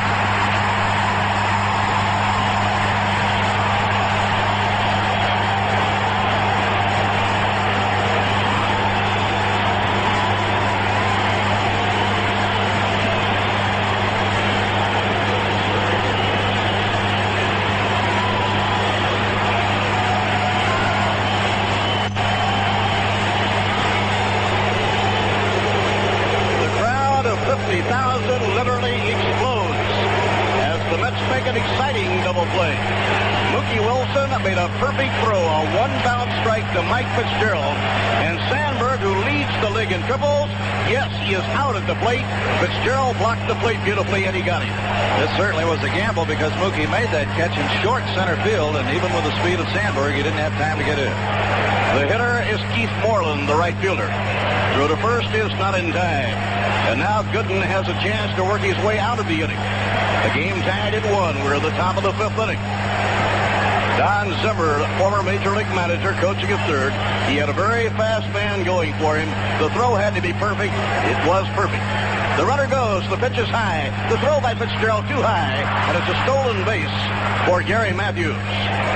Matthews stole a base in the 3rd. Now has stolen another base here in the 5th inning. For Gary Matthews, his 13th of the year. And the Cubs are 3 for 3 running against Dwight Gooden here tonight. Now they have the potential lead run on second, 2 down. And Matthews may have hurt his right leg in sliding into second base. Time taken as Jimmy Fry and his trainer come out on the field and go to second base to talk with Gary Matthews. He keeps pointing to his right foot as though he may have hurt it sliding into the bag or possibly been stepped on. Now he gets up and he's jogging around, and I'm sure he's going to stay in the ball game. 1 ball and no strikes to right fielder Keith Moreland. Moreland, a very strong hitter. Batting .271 with 10 homers and 41 runs batted in. If Dwight Gooden pitches this entire ball game, the young right-hander from Tampa, Florida, will throw an awful lot of pitches. He has walked 6 and struck out 4. Given up 1 run and allowed 3 hits. Another bear down position. Now Matthews is on second, 2 men down. Moreland standing back into the batter's box. Mookie does not believe he'll pull the ball. He plays him toward right center. High foul hit back into the mezzanine section behind home plate. 1 ball and 1 strike. Breeze blowing from center field in toward home. Temperature might be down around 61 or 62 right now. It's a cool evening. Unbelievably cool for a late July night. The fans watching at a very interesting ball game, as you would expect the first game of the series to be. Now Gooden off the stretch position. Here's the pitch. Swing and a miss. Oh, did he throw smoke for that? High Hardwood. It's 1 and 2.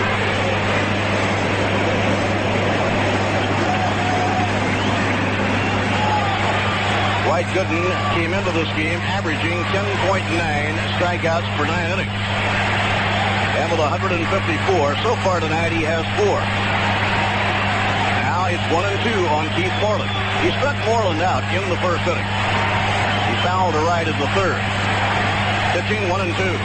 High pop foul down the right field line, probably out of play. Strawberry racing to the barrier. It'll go into the crowd, and the count will hold at 1 ball and 2 strikes. Moreland, the former Texas Longhorn football star. While everybody is getting back, we will pause for station identification on the New York Mets Baseball Network. Hi, this is Keith Hernandez, and you're in Mets country, 1050 WHN, New York.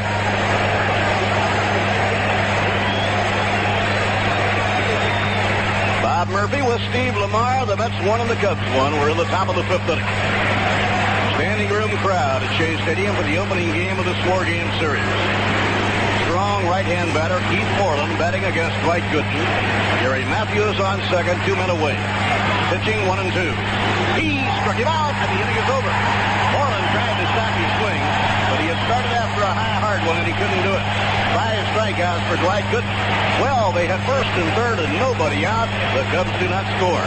No runs, a triple. And a man left. Now we are halfway at the end of 4.5 innings. Chicago 1, New York 1.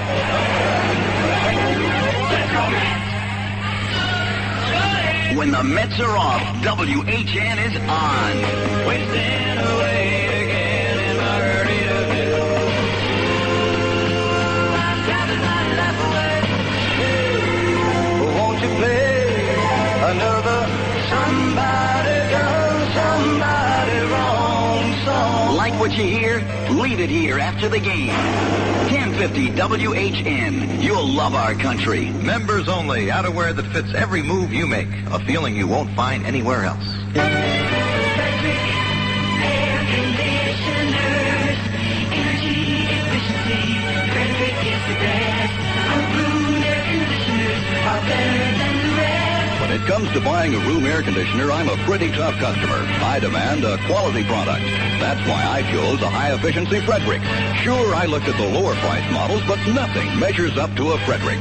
With my new Frederick QuietMaster, I know I'll get superior performance, long life, and lower utility bills, plus important features like the Money Saver button, 5-speed fan, slide-out chassis, and 6-way airflow control. Take my advice. If you're in the market for a room air conditioner, nothing measures up to a Frederick. Frederick is quality.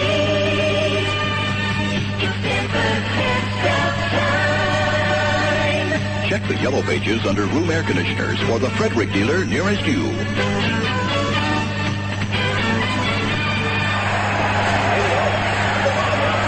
last of the sixth inning, last of the fifth inning. Dwight Gooden will bat for New York. In the seventh inning tonight at Veterans Stadium in Philadelphia, Montreal scored 3 runs off Steve Carlton. Of significance was the fact that Pete Rose had a single at the inning. And now Pete Rose holds the Major League record. All-time record for most singles lifetime, 3,053, erasing the old record held by Ty Cobb. And he continues to chase Ty Cobb. And a bloop that is foul down the right field line. Pete now 134 hits away. But it'll be interesting to see how much playing time Pete Rose will get now that Montreal has traded with Cincinnati to get Dan Dreesen to play first base. You have to feel that's going to make Montreal a stronger ball club. The windup by Ruthven, the pitch to Dwight Gooden, curve, a swing and a miss. St. Louis defeated Pittsburgh by scoring a run in the 10th inning tonight, winning 3-2 over the Pirates. Andujar pitched until the 10th and Bruce Sutter came in. Swing and a miss, struck him out.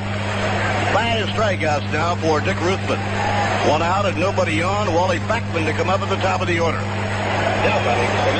Later tonight in the National League in California, the Astros are at San Diego, the Reds at Los Angeles, the Braves at San Francisco.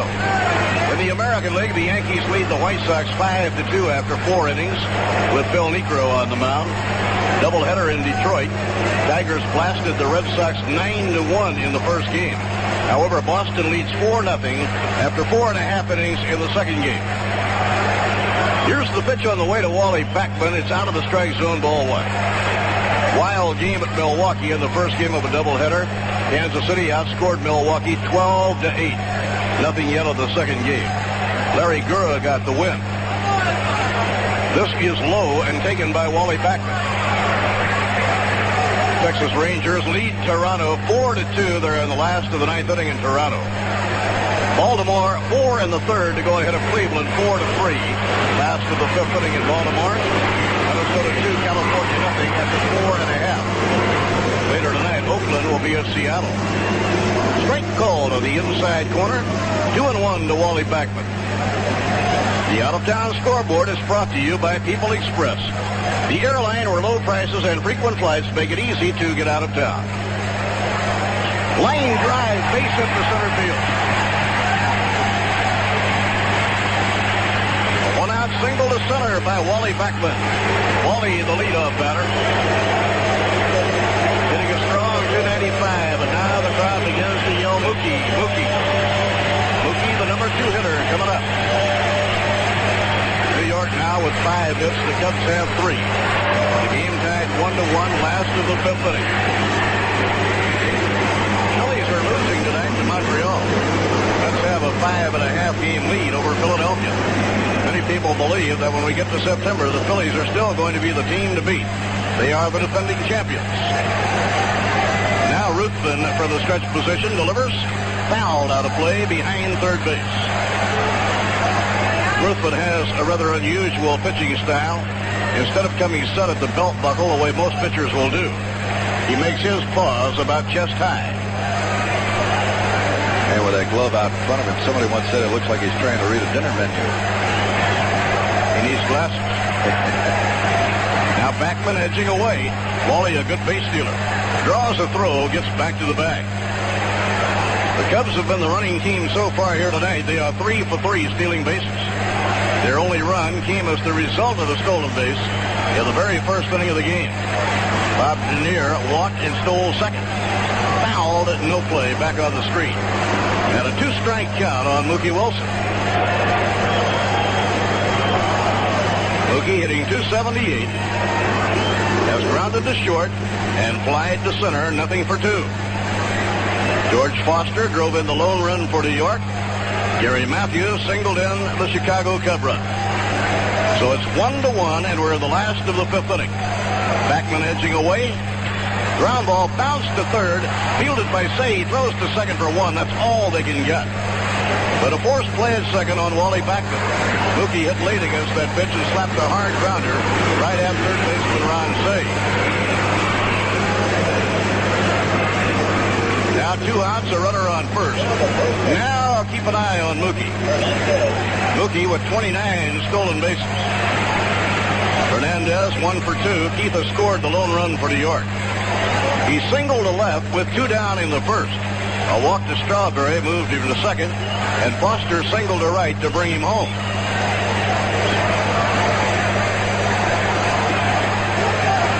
Cubs have just arrived from Philadelphia, where they won 2 out of 3. I think I read, Steve, where it was the first time they'd won a series in Philadelphia since about 79. That's right, absolutely.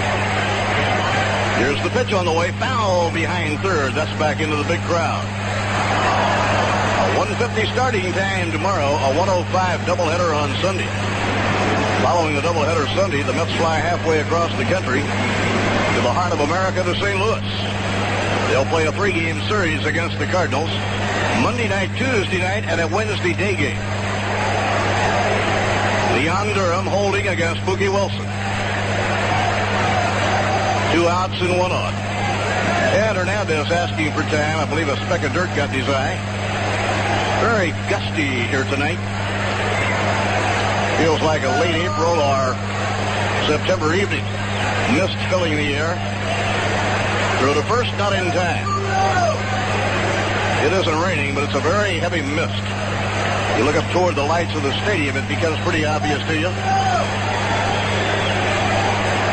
Now Mookie edging away. Low outside to Keith Hernandez, a ball and a strike. Hernandez had the kind of series against St. Louis that ball players dream about. It was particularly noteworthy for Keith because he was up against the ball club that had traded him away, and against the manager of the Cardinals who had had some unkind things to say about him.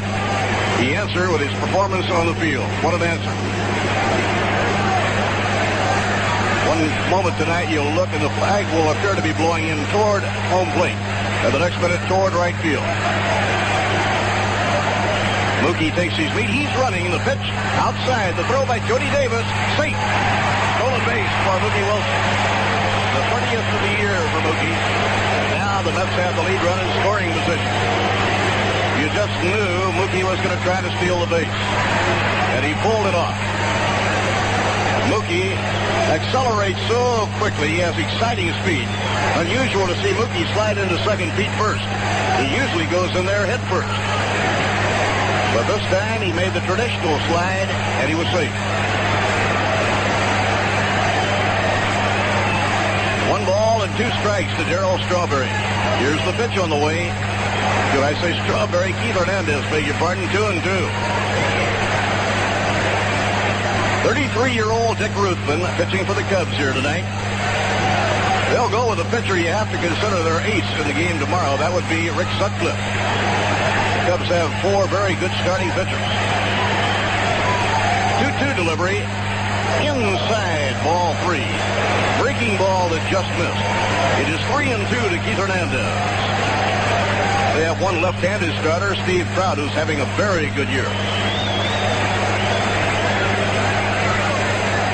Since the season began, Dallas Green, the general manager, acquired not only Rick Sutcliffe, but Dennis Eckersley from the Red Sox. The pitch, and a ground ball hit right at the second baseman, Sandberg. He'll throw to Leon Durham, and the inning is over. So the Mets get a runner into scoring position, but nothing more. No runs, a hit, and a man left on. Now, at the end of 5 at Shea Stadium, the Chicago Cubs won, the New York Mets won. 14 years ago, we introduced a new gasoline from Getty. Today, we're bringing you a new idea from Getty. We'll be selling unleaded gasoline and only unleaded, regular and premium. And we'll be selling them for less than most other major unleadeds. So you get more miles for your money. Unleaded only. That's where America is headed. Unleaded only for less. That's where Getty is headed. Products may not be available in your area. After Banner Day this Sunday, the Mets take to the road and play 11 games on the road at St. Louis, Pittsburgh, and against the Cubs in Chicago. And the Mets return to Shea for just 4 games. They'll all be against the Pittsburgh Pirates beginning Thursday night, August 9th at 7:35 p.m. Chuck Tanner has the Pirates playing very well since the All-Star break, behind a pitching staff led by John Candelaria. Johnny Ray, Tony Pena, Jason Thompson, and the rest of the Pirates play at Shea Thursday the 9th. Friday and Saturday nights, August 10th and 11th. And the brief series in homestand ends on Shirt Day, Sunday afternoon, August the 12th. That's the Mets and Chuck Tanner's Pittsburgh Pirates at Shea Stadium, August 9th through the 12th. 6th inning at Shea Stadium. Batting for Chicago, Jody Davis, Ron Cey, and Larry Boa. The Cubs, quite an offensive machine. They have scored more runs than any team in the National League. They are getting sensational years from just about everybody in the lineup. Early season trade made by Dallas Green with Philadelphia that brought Bob Dernier and Gary Matthews to the Chicago Cubs. Just made almost an instant contender out of Chicago. A couple of years before, they got Sandberg from Philadelphia. They got Leon Durham from St. Louis, Keith Moreland from Philadelphia, Jody Davis from St. Louis, Ron Cey from the Dodgers. Foul straight back, almost into our broadcast booth. Every player playing for the Cubs here tonight came by a trade. Not a single player came up through the farm system. The opposite is almost true for the New York Mets. Dwight Gooden looking in to Mike Fitzgerald. Here's the pitch on the way. Strike call. Dwight Gooden and Mike Fitzgerald, the battery for the Mets, came through the farm system. Hernandez came by a trade. Wally Backman, of course, came up through the farm system, as did Hubie Brooks. So did Mookie Wilson and Darryl Strawberry. 2-strike delivery. Curve, strike 3 call. 3 pitches, and Davis is gone. Beautiful curveball by Dwight Gooden. Dwight now has 6 strikeouts in the game. So Dr. K has walked 6 and struck out 6. Allowed 1 run and 3 base hits. Ron Cey has reached on a walk and struck out. The Penguin has established himself as a very good clutch performer over the years. The pitch by Gooden, curve, a swing and a miss, strike 1. Now Dwight is starting to get that curveball over consistently. And when he does that, he usually is launching quite a roll. Larry Boa waiting on deck. The 1-strike delivery to Cey. Fastball a little wide. 1 ball and 1 strike. Don Zimmer coaching third for manager Jimmy Fry. John Vukovich on the lines at first base. Let's have the infield deep. Santana, the shortstop, astride toward the hole. Lined down the right field line. It may go foul. It is a foul ball into the crowd. So he was a little late. He hit it foul. The count is 1 ball, 2 strikes to veteran Ron Cey.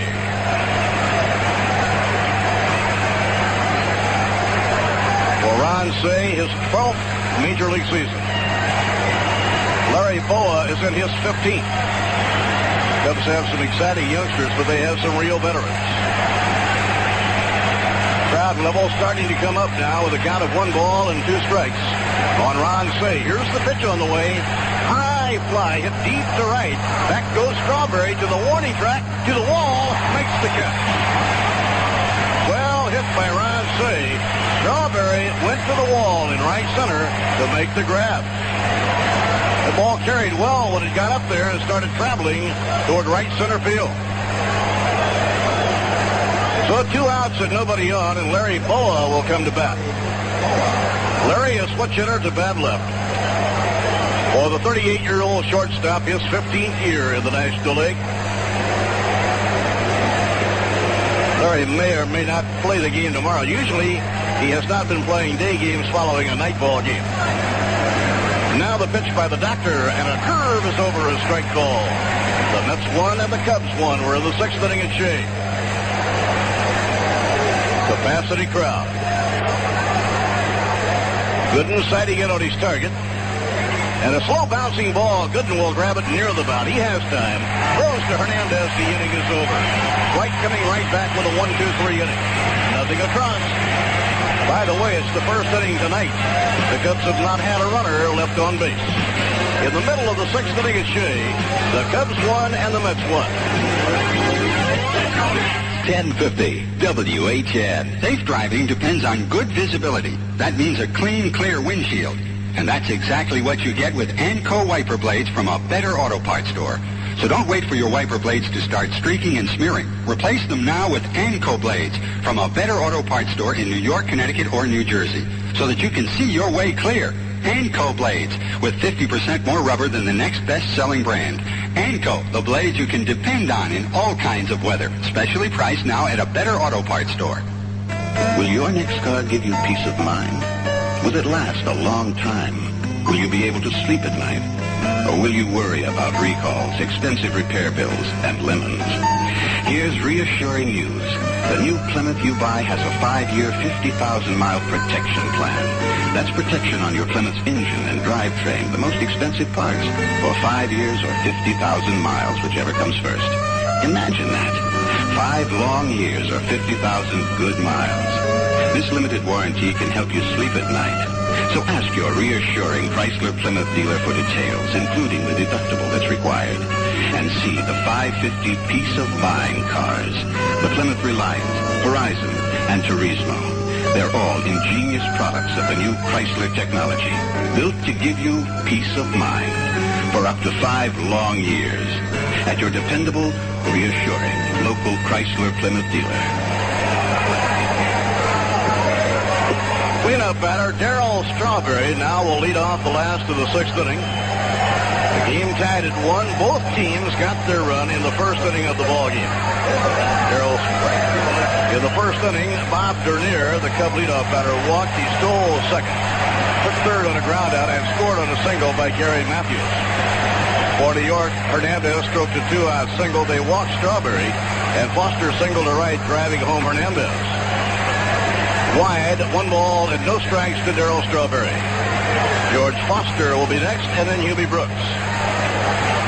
New York 1 run on 5 hits. The Cubs 1 run on 3 hits. High pop-up on the left side of the infield. Ron Cey crosses the line in foul ground near the coaching lines. He has an easy play and makes the catch for the out. Ruthven pitching very good baseball. Members only. For a look at a field that's all your own, look for the bold styles, colors, and fabric combinations that have everyone asking for members only outerwear and sportswear. 1 down, nobody on. Foster, the hitter, single to right field, scoring Hernandez in the first inning. For George, his 53rd run batted in.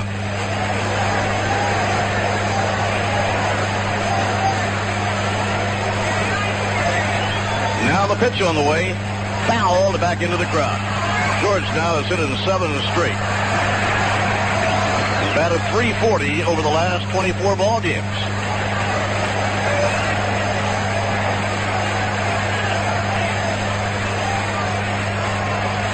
Ruthven, the right-hander, winding. Here's the pitch on the way. Look out, George. Way inside. You nicked him. He'll go to first base.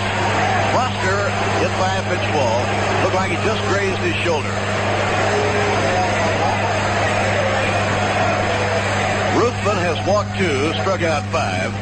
Now a hit batsman, and Hubie Brooks will bat. Hubie has flied to deep left and singled to right field. Hubie hitting over .300, batting .308. Let's have both Keith Hernandez and Hubie Brooks batting over .300. Both in the top 10 in the National League in batting. And they have 2 in the top 10 in RBIs. Now the pitch. Ground ball toward the hole, base hit to right field. Foster around second, third, drive to third. The throw by Moreland, the slide, safe.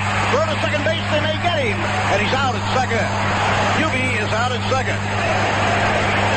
Foster made it to third, but Ron Cey nailed Hubie Brooks at second base. It was a ground single to the opposite field. It looked like Foster was taking a chance. Moreland's throw was a little off target. Then Ron Cey threw to Larry Boa, and Boa made the tag on Hubie Brooks. So 2 down and a runner on third. Mets in need of a base hit if they are to grab the lead. For Hubie Brooks, his second hit of the game.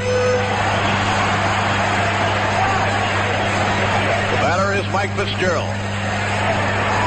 Mike has singled to left and reached on a walk. The single to right by Hubie, his second hit and the 6th of the game for New York. So now Foster is on third. There are 2 men away. The pitch by Ruthven. Curve a little wide, 1 ball and no strikes.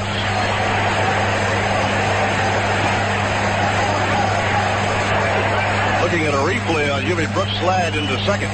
It looked very much as though he got away from Larry Boa and that he might very well have been safe.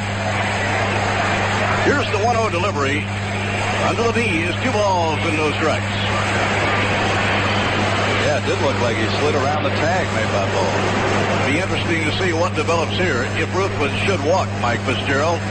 Rafael Santana is the on-deck batter. And, of course, Davey Johnson has his options. Pitch now hitting a solid .260. Ruthven, the veteran, around with the arm. Off-speed delivery for a strike call. He will not give in to you. He'll throw you that tantalizing breaking ball, even though he's behind on the count, 2 balls and no strikes. 33-year-old Dick Ruthven getting a sign from Jody Davis. The 2-1 pitch. Fastball over a strike. Now it's 2-2 to Mike Fitzgerald. 1-1, last of the 6th inning. A jammed, packed house at Shea Stadium. Bobby Valentine and Bill Robinson talking it up on the coaching lines. Foster leading down the line from third. Now the pitch. Slow ground ball hit down third. Fielded by Ron Cey. And the throw to first, the inning is over. So Ruthven continues to pitch very well. No runs. There was a hit and a runner left on third. And at the end of 6 at Shea Stadium, the Cubs won and the Mets won. You've been working hard.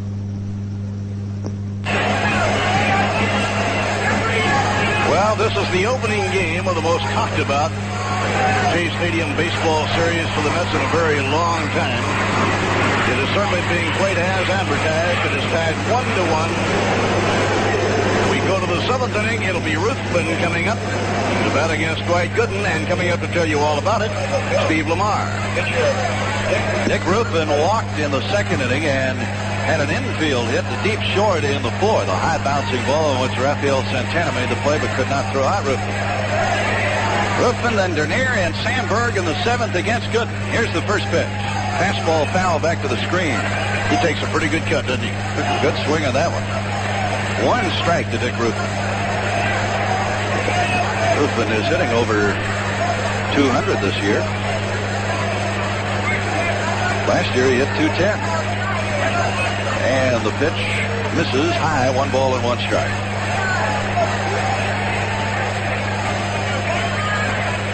One and 1 to the Cubs pitcher, Dick Ruthven, leading off in the 7th inning.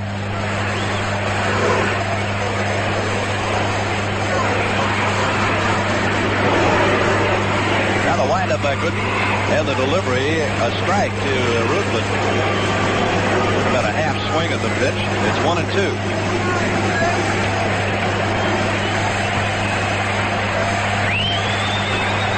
Now the 1-2 pitch. Curve, and it's fouled away by Ruthven over into the Chicago dugout. 1-1 in the 7th inning. The Mets have 6 base hits tonight. The Cubs have 3. Day game tomorrow. It will begin at 1:50. 1-2 pitch. Swinging a ground ball right down the third base line. Behind the bag, Hubie makes the play and throws him out. He was playing right on the line and went behind the bag at third to make the play and throw out Ruthven. 1 out. Bob Dernier will be the batter. When you put it on, something happens. Outerwear and sportswear that combine extraordinary styling, colors, and fabrics to take you beyond fashion to a bold new feeling about you. Members only. The leadoff man, Bob Dernier, will take a lot of time here and let Ruthven get back as the Cubs pitcher makes his way back to the dugout of the Cubs.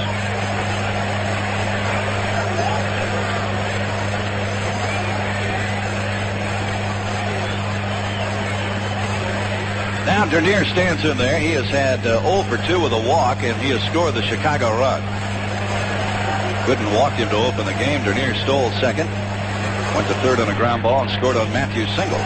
Dernier swings and fouls away the first delivery. It's 1 strike. Cubs had a big threat in the 5th inning. Runners at first and third, and nobody out. But Durham hit a fly ball to short center field. Sandberg tagged, tried to score. Mookie threw him out at the plate, and Fitzgerald did an outstanding job blocking the plate to make sure that Sandberg couldn't get in there. It turned out to be a double play, and then Moreland struck out to end the inning. 1 ball, 1 strike to count to Bob Dernier. Cubs have scored more runs than any other club in the league. Pitch in the dirt. And checking up on the swing is Bob Dernier. 2 balls and a strike. Chicago averaging just under 5 runs per ball game. And they are 3rd in the league in hitting with a .267 team average. But since the All-Star break, the Cubs hitting only .228 as a ball club over the last 14 games. 2-1 pitch. Swing and a drive hit to right center. Mookie coming over. He slips and falls down. And the ball will hit on the turf out by the warning track. Strawberry retrieves it, and Dernier is in at second base with a double. Wet going out there after the rain, and Mookie, as he came on into right center, slipped and went down. So Dernier at second with a 2-base hit. Let's pause here for station identification. This is the New York Mets Baseball Network. Hi, this is Larry Gallon, and you're in Mets country, 1050 WHN, New York.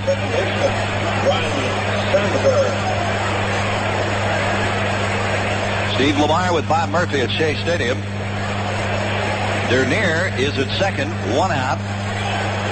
And Ryan Sandberg coming up. What a tough break for Dwight Gooden. He'll just have to dig in now and try to overcome it.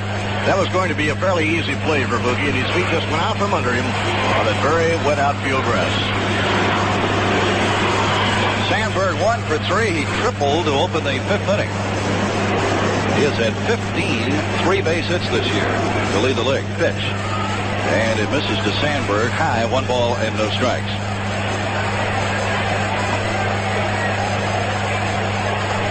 Sandberg with 59 runs batted in, hitting second in the Cubs order. Dernier, the lead at second. The pitch by Gooden, a curveball, bounced toward third, backhanded by Hubie, and the throw in time. Nice play by Brooks. He backhanded the ball behind the bag and made the long throw to get Sandberg. Dernier had to hold. And he gets the glove salute from Keith Hernandez for an outstanding fielding play. From here, it looked like it was going to be a foul ball, but it was not. And Hubie played it all the way as though he had to get him, and he did.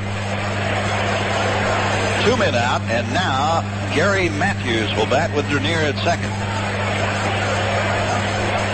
Matthews has been on base 3 straight times. He's walked twice, and he has singled to drive in the Cubs' run. He also has 2 stolen bases. 1-1 in the 7th inning. Matthews batting. The pitch by Gooden is a fastball high and tight, and it's 1 ball and no strikes as Matthews checked on the swing. Score tied at 1. The Cubs scored in the first inning. The Mets scored in the first inning.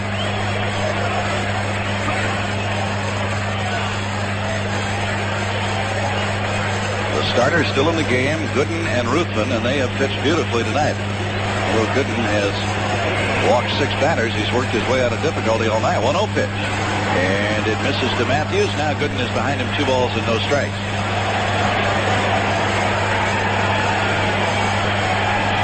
Runner at second and 2 outs as the Cubs hit in the 7th inning.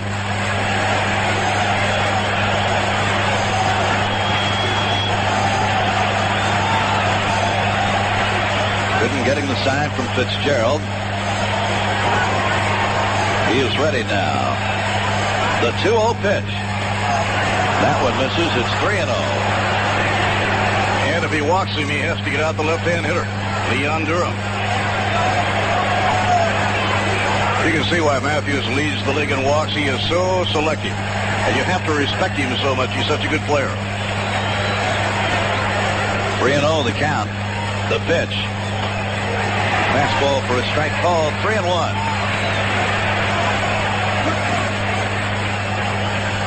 Cubs have the potential go-ahead run at second base in the 7th inning. Matthews, the batter, with 2 out. Gooden checks Dernier 3 times, now delivers. Swing and a foul back on a fastball. It's 3-2.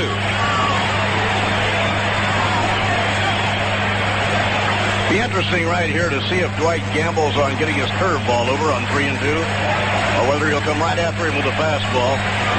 Considering that Leon Durham, the left-hand power hitter, is waiting on deck, you kind of feel he'll come after him with a fastball. And that, of course, is what Matthews will be looking for.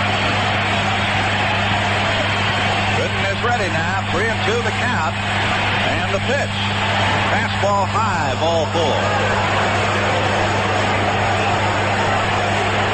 That is walk number 7 by Gooden, the most he has walked this year in a ball game. Now, first and second with 2 out, and the left-handed hitter Leon Durham is at bat. He's 0 for 3. This is such a tough spot in this ball game for Dwight Gooden. He had a very tough time in the 5th inning and somehow got out of it. First and second, 2 outs in a 1-1 ball game on the top of the 7th. Durham waves that bat over the plate and waits for the first pitch from Dwight Gooden. Here it is. It's a fastball high, ball 1. Davey Johnson just has total confidence in this young right-hander. No warm-up action at all in the Mets bullpen. Bob Dernier, the runner at second, he can fly. Gary Matthews, the runner at first, 2 men out. The pitch, fouled away. A fastball, the Durham fouled back, and it's 1 ball and 1 strike. Durham has struck out, grounded out, and he has flied into that double play. But Mookie making the catch in center field and throwing out Ryan Sandberg at the plate in the 5th inning. So Gooden takes a moment here to rub up a new baseball before the 1-1 pitch. Durham the batter, Matthews and Dernier on base. And 2 men out.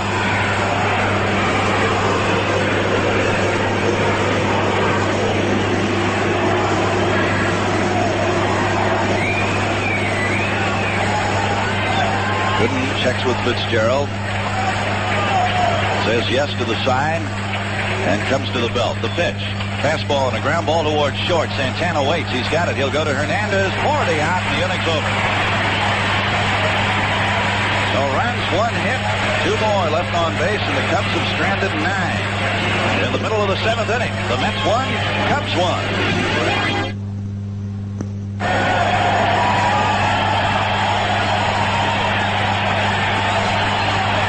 Everybody in the sellout crowd on their feet for the 7th inning stretch. Mets coming up last of the 7th. Rafael Santana, Dwight Gooden, and Wally Backman will be the hitters.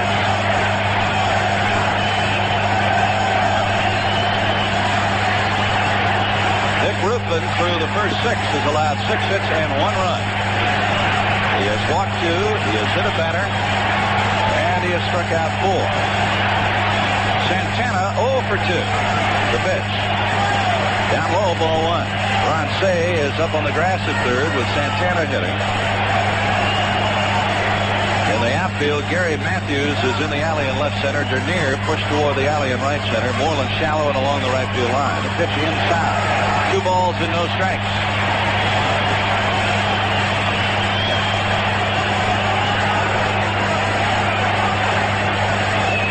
Rafael Santana, right-handed hitter against right-hander Dick Ruthven. Rafael leading off in the last of the 7th of the pitch. That is low. Ruthven goes to 3-0 on it. Tim Stoddard is working in the Cubs bullpen in left field. Ruthven now turns his back on the plate. Looks out toward the flag at center field. Now turns around and looks into Davis. 3-0 the count. The pitch by the right-hander. And it's low, ball 4. He has walked the leadoff man, and now Gooden will come to bat. And the Cubs will look for the sacrifice bunt in a 1-1 game in the 7th. Ruthven walks Rafael Santana. 3rd walk by Ruthven tonight. And here comes Gooden to the plate.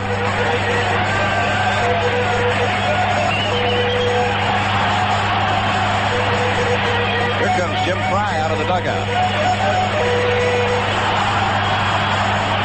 Walking slowly toward the mound. He has Stoddard at work in the bullpen.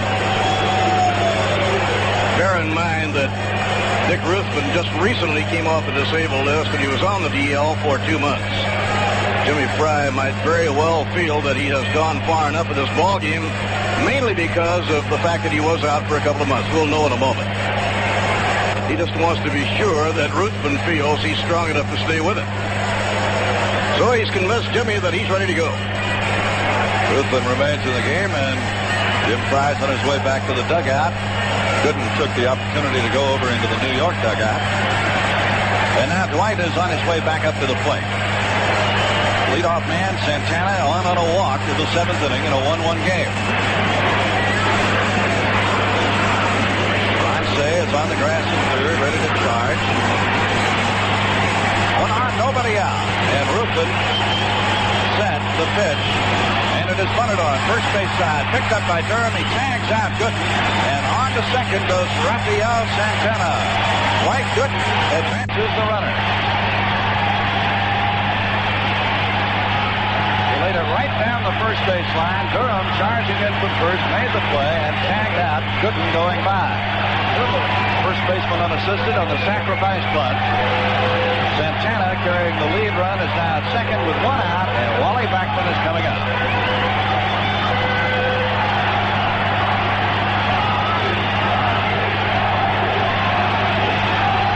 Wally drilled a single into center field his last time. He's 1 for 3.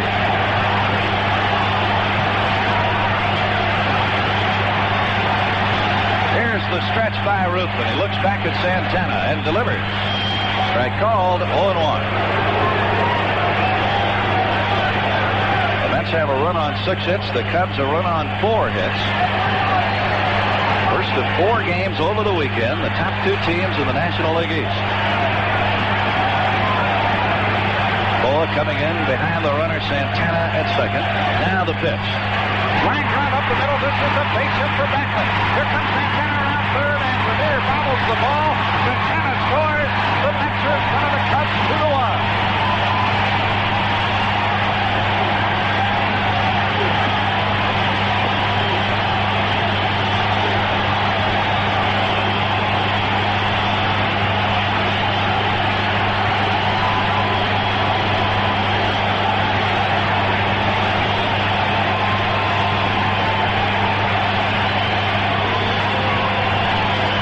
Backman drilled that ball right by Dick Ruthven and straight up the middle for the base hit.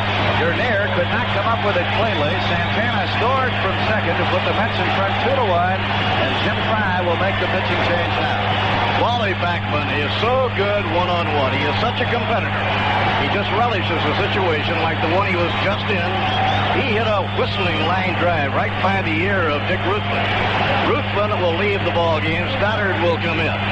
And Wally Backman has delivered a very timely hit.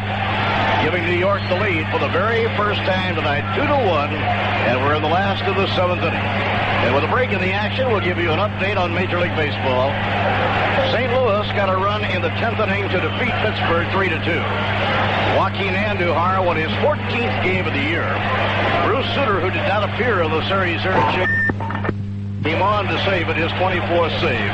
Tekulve lost in relief. It was St. Louis 3, Pittsburgh 2, that game at Three River Stadium in Pittsburgh. Montreal leading Philadelphia 6-1 there in the 9th inning. Bob James on in relief of starter David Palmer. Carlton, the Philadelphia starter, a home run by Tim Wallach. If the Mets could win here, and should the Phillies lose, the Mets would lead Philadelphia by 6.5 in the National League East. White Sox 8-6. Doubleheader at Detroit. Sparky's Tigers won the first game from Boston, 9-1. Dan Petrie won his 14th game. Jeff Lemon and Lance Parrish had home runs. The Red Sox are winning the second game 4-0 at the end of 7, behind left-hander Bob Ojeda trying for his 9th win. Wild game at County Stadium, Milwaukee. Royals outscore Milwaukee 12-8 in the first game of a doubleheader.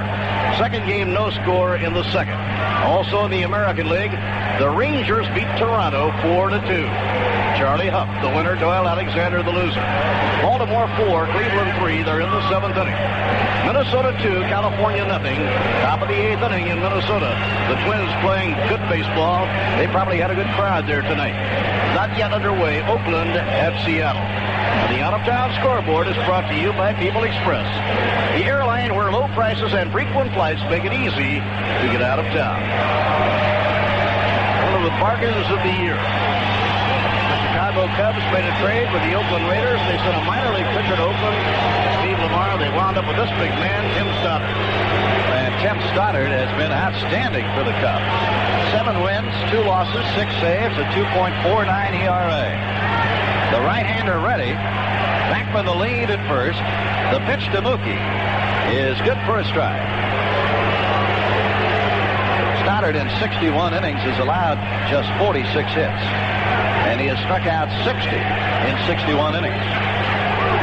Did not have a very good year with the Orioles last year. His earned run average was over 6 in 47 appearances. Hurt a first, not in time. Boy, somebody did a beautiful scouting job for the Chicago Cubs. And they came up with Tim Stoddard, who has just been reborn again as a Chicago Cub. Those are the kind of scouting jobs that can help you win pennants. Here's a throw to first by Stoddard, not in time. Stoddard began his career with the White Sox in 1975. Was with the Orioles from 78 through last year. Time taken here as Wally Backman and Bill Robinson have a conversation as Wally dusts himself off outside of the first base line. Stoddard, a big man. He is 6'7" and weighs 250 pounds. Backman goes, pitch out, swing and a miss by Mookie, throw to second, in time. Backman's out of there. Larry Boa, the shortstop, took the throw. Davis called for the pitch out on the 0-1 pitch, and he guessed right. Backman was going. Mookie took a swing at the pitch out, trying to protect Wally. Davis made a perfect throw to Boa, and they got Backman at second. The count to Mookie 0-2. And the pitch, he swings and misses. The ball gets by Davis, comes back to the screen. Mookie's going to be on first.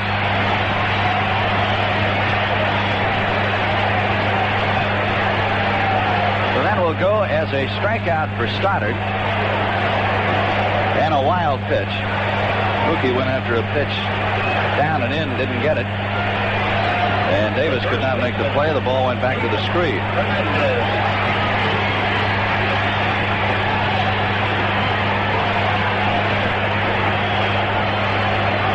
So Mookie at first, 2 men out.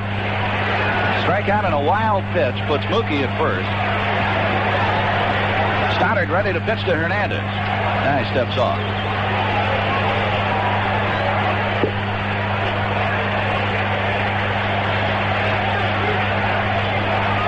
The game in Philadelphia has just ended. Montreal beat the Phillies tonight 6-1.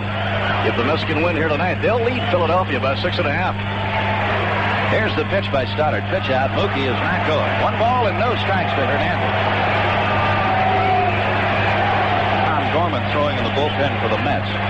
New York at bat in the bottom of the 7th. The Mets have scored the go-ahead run. They lead 2-1. Mookie's at first, 2 out. Hernandez the hitter. Heath 1 for 3 tonight. Mookie going. The pitch, strike called. Throw to second by Davis, and he has thrown Mookie Wilson out. Jody Davis has thrown out Wally Backman and Mookie Wilson trying to steal here in inning number 7. The inning's over. 1 run, 1 hit, nobody left. At the end of 7, the Mets 2 and the Cubs 1. Fans, we want to remind you that the Mets and Sports Channel will hold Shirt Day for fans 15 and under on Sunday afternoon, August 12th, here at Shea Stadium. The Mets and Pirates will be playing the final game of their series that day, and all youngsters who attend the game will receive a shirt just like those worn by the Mets underneath their uniform jersey. The pullover shirts have a white body with Mets across the chest and blue 3/4 length sleeves. That's Shirt Day for fans 15 and under, Sunday, August 12th, when the Mets play Pittsburgh at 1:35.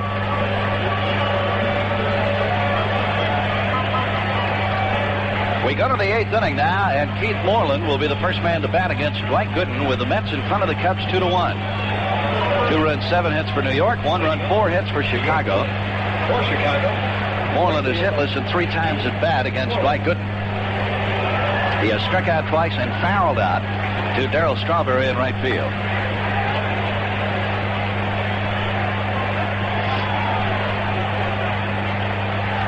Moreland, a right-handed batter. Hubie guarding the line, playing a couple of steps behind the bag at third as Gooden delivers low, ball 1. Moreland will be followed by Jody Davis and Ron Cey. Gooden through the first 7 innings has struck out 6 and walked 7, allowed 4 hits. The pitch. This is down low, and he goes to 2-0 on the leadoff man in the 8th. Keith Moreland, the hitter.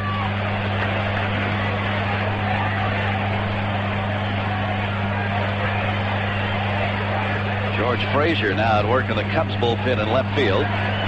2-0 the count. Moreland waiting for the pitch from Gooden, and here it is.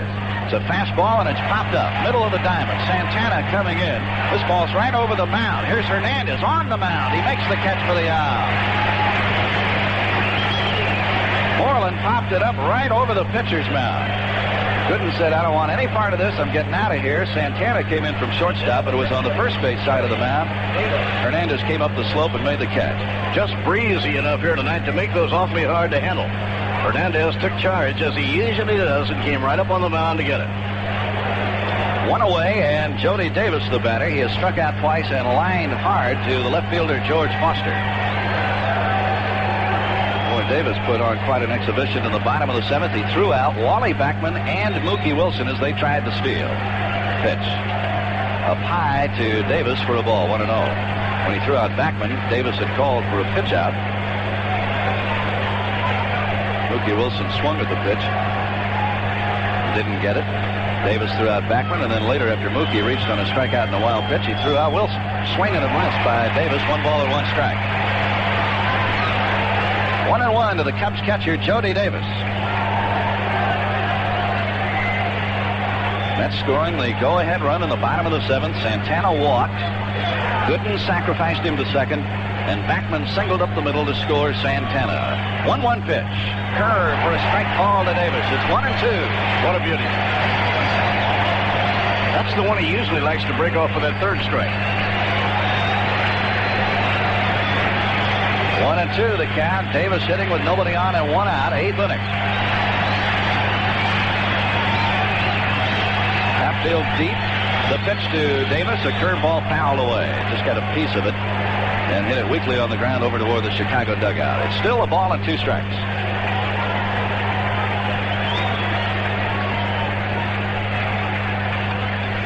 Cubs trailing the Mets by 3.5 ball games. New York leading tonight 2-1, 8th inning. Davis at bat with 1 out. Now the 1-2 pitch.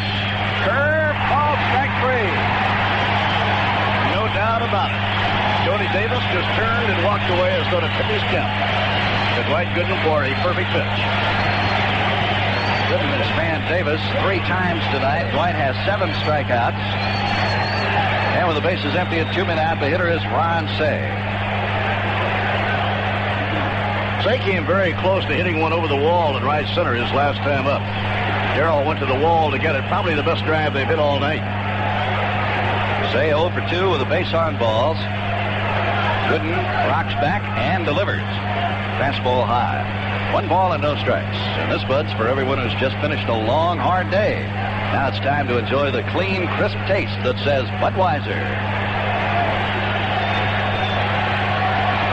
1 ball and no strikes. Cey batting against Gooden. The pitch to him is fouled away at the plate. 1 ball and 1 strike.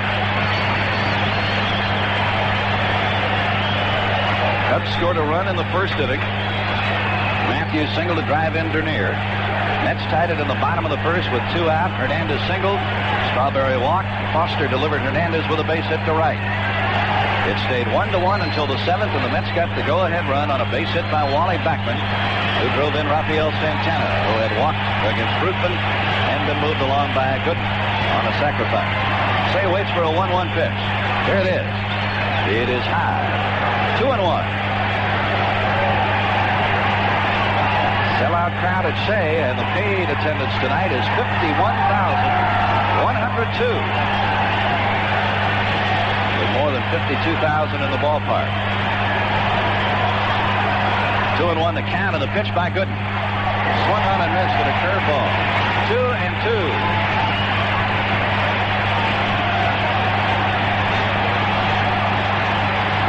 Ron Cey batting against Dwight Gooden. Bases empty, 2 outs, 8th inning.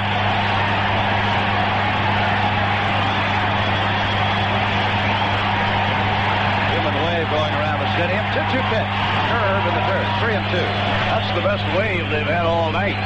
I guess maybe it's because the crowd is so large, but they've had a little trouble getting it going in unison. That was a good one. Now they've got it going on upstairs. Came around on the field level, and now it's moved up. 3-2. Cey batting here with 2 men out and nobody on. Here's the pitch by Gooden. Fouled away up on the screen. A fastball. Cey got a piece of it and fouled it back.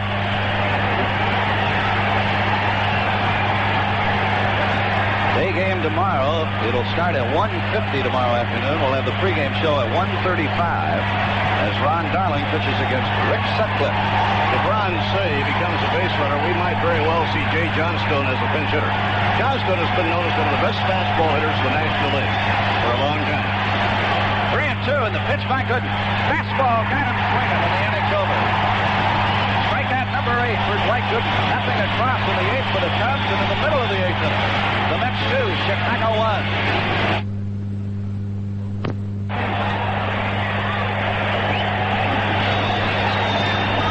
Answers on the broadcast were approved and contracted for by Doubleday Sports Incorporated. Keith Hernandez is the hitter. Stoddard with a pitch. And it's a fastball for a strike. 0-1. Strawberry will hit next, and then George Foster.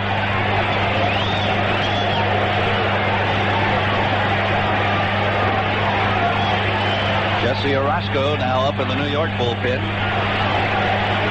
Stoddard with a pitch. Breaking ball, and Hernandez trying to check on the swing. Went around. Pitch was inside on him. Keith went around with a swing. It's 0-2.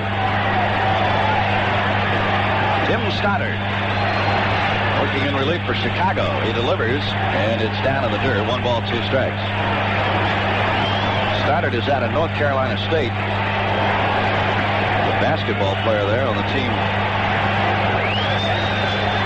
that was the NCAA champion in 1974. David Thompson also played on that club. Pitch. Swing and a miss. Hernandez out on strikes. Second strikeout for Stoddard. 1 out in the 8th. We'll pause for station identification. This is the New York Mets Baseball Network. Coming up right after the ball game, we'll have Willie Nelson in concert live from Gillies on 1050 WHN New York.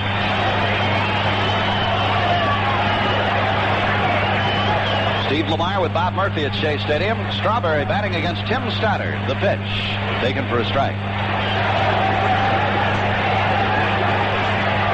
Stoddard has really helped out Jim Fry's bullpen. The big right-hander with a one-strike pitch inside to Strawberry. 1 ball and 1 strike. Stoddard had been traded by Baltimore to the Oakland A's during the offseason for third baseman Wayne Gross. And then the Cubs acquired him during spring training from Oakland for a minor leaguer. Ball 2 to Strawberry. Now the 2-1 pitch is low and away. It's 3-1. Jimmy Fry was in that Baltimore system for a very long time. Still has a lot of friends there. I'm sure he had a pretty good report on Tim Stoddard. He must have. 3-1 pitch. Swinging a drive, base hit, center field. Strawberry has singled to center with 1 out. That is Darrell's first hit of the night. He's 1 for 3. Here comes Foster. George singled to drive in the Mets' first run in the first inning. He struck out in the 4th and was hit by a pitch from Ruthven in the 6th inning.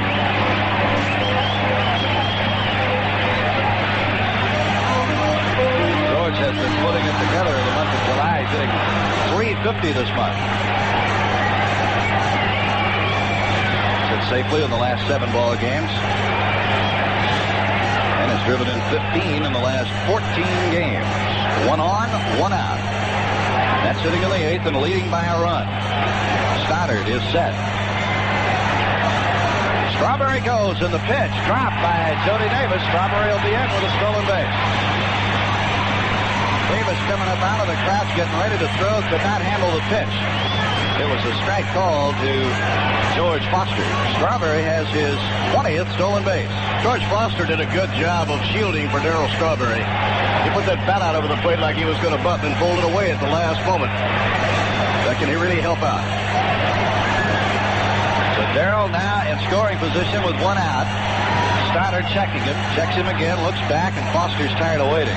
He backs out of the batter's box. The pitch was delivered anyway, but it doesn't count.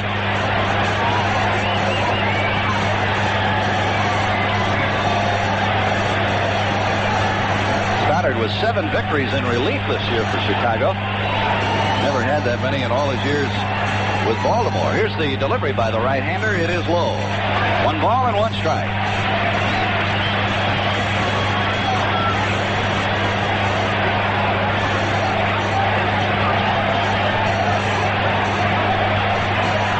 Stoddard looking to Jody Davis for the sign. He's ready now. Here's the pitch. Swinging a ground ball right down the third baseline and just foul. That nearly went over the bag, but it was just foul and down the line. That pass wrong say, and it's rolling now out into the corner. That did not miss by much. And it would have driven in a run. 1-2 now the count to Foster. Strawberry at second. He singled and stole second. 1 man out in the bottom of the 8th. Mets and Cubs in an afternoon game tomorrow and a doubleheader, Banner Day doubleheader on Sunday. Then the Mets go on the road.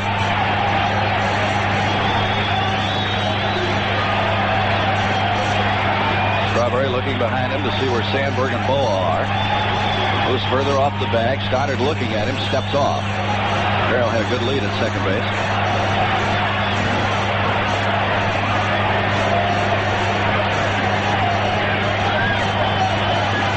Stoddard comes set. Foster backs out on him.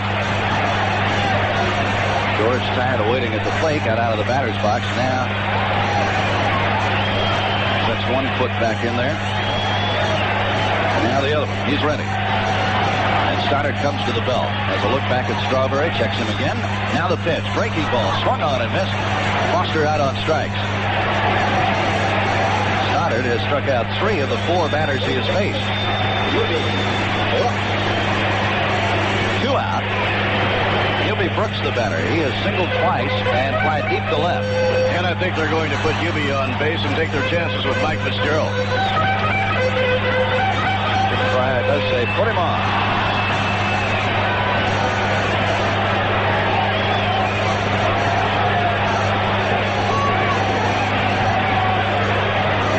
First one delivered outside by Stoddard. Intentional walk going to Hubie Brooks. The Mets will have 2 men on with 2 out. And Fitzgerald ready to come up.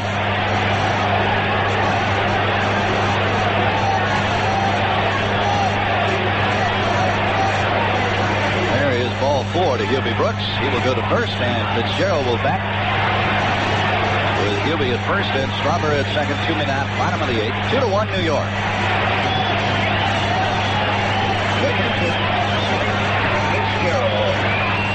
The ace of the Cubs bullpen, Lee Smith, throwing in the Chicago bullpen in left field. Orozco throwing for the Mets in the bullpen in right field. Here is Fitzgerald. He is singled, walked, and grounded out. Stoddard ready to deliver. Here's the pitch. Off the outside corner. 1 ball and no strikes.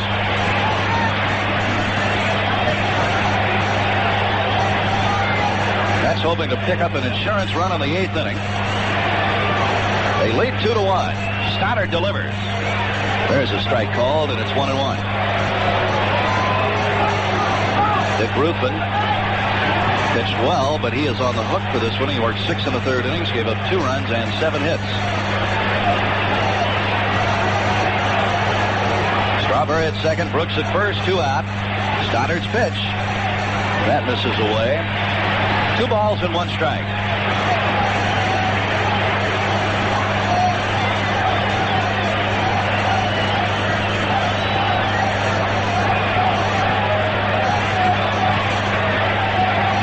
Seven-inch Tim Stoddard ready. The 2-1 pitch. Swing and a miss at a good fastball. 2 balls and 2 strikes. Crowd makes some noise because Diamond Vision tells him to. 2-2 to Fitzgerald. 2 out, 2 on. Stoddard to the belt. Here's the pitch. Breaking ball high. So a full count, and the runners will be on their way.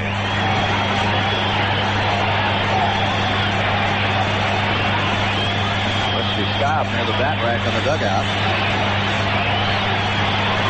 Strawberry moving away from second. Brooks from first with 2 out. 3-2 to Fitzgerald. And the pitch. Outside, ball 4. They are loaded. And here comes Rusty.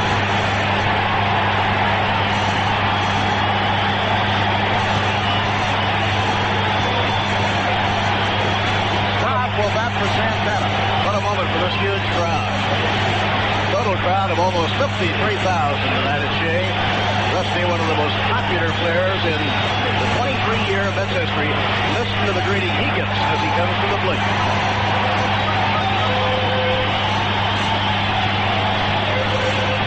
The bases are loaded for New York. With 2 men out in the bottom of the 8th inning in a 1-run ball game. It's New York 2 and Chicago 1. Right-hander Tim Stoddard looking in for the side. Here's the pitch to Rusty, and it's in tight on him, ball 1.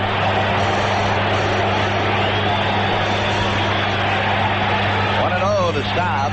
Fitzgerald is at first, Brooks at second, Strawberry at third, and Jim Fry is on the run out of the dugout. Going to the mound, and he asks Jody Davis, the catcher, to join him on the mound with Stoddard. So the manager of the Cubs out there for a conference. He has his say and turns around and heads back to the Chicago dugout.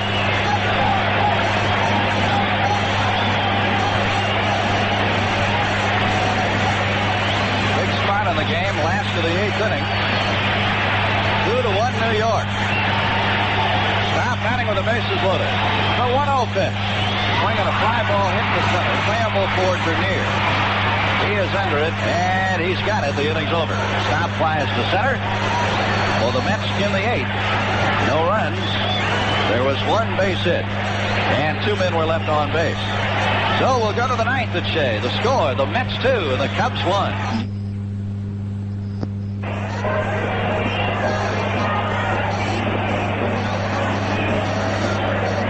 Dwight Gooden and the Mets have a 2-1 lead as they take it to the top of the 9th inning. Changes being made for both clubs, and to tell you about them, Bob Murphy. Well, fasten your seatbelts. Here we go, 9th inning. Dwight Gooden trying to nurse a 2-1 lead to the end of the game.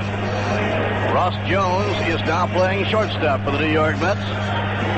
15-year veteran, Jay Johnstone, an excellent fastball hitter, will be batting for Larry Boa, and then Thad Bosley. So they're going to reverse that. Thad Bosley is going to bat for Boa, and then it will be Jay Johnstone. Larry Boa, number 21. Bosley, a left-hand hitter, as a bench batter, 1 for 5, and now here comes Davy Johnson, and he'll go to Jesse Orozco. Davy Johnson is on his way to the mound. He'll bring Jesse Orozco in. He was waiting for the announcement to put the left-hand batter into the ball game. So Dwight Gooden is going to leave after 8 brilliant innings. But he has thrown a tremendous number of pitches in this game tonight. In the game tonight, Dwight walked 7, the most he has walked at any one game all year long. He'll get a marvelous ovation when he leaves the mound. Right now, he is still standing at the mound. They will wait for Jesse Orozco to arrive in the baseball buggy. But Davy Johnson bided his time, waited for the PA announcement that officially puts Thad Bosley into the game, and then he walked slowly to the mound and summoned Jesse Orozco. And, of course, Jimmy Fry now can bring Bosley back and bring up a right-hand batter. But it does take a good left-hand pinch hitter right out of the ballgame. Good move by Davy Johnson. So in a moment, Jesse Orozco will be jumping out of the baseball buggy and moving to the mound looking for his 21st save of the year. Orozco getting a nice hand for his work over the season.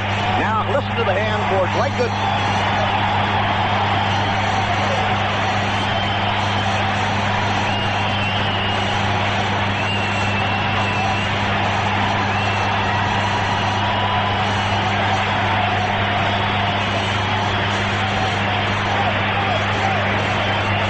This is the kind of game that not a soul has left, or at least not too many.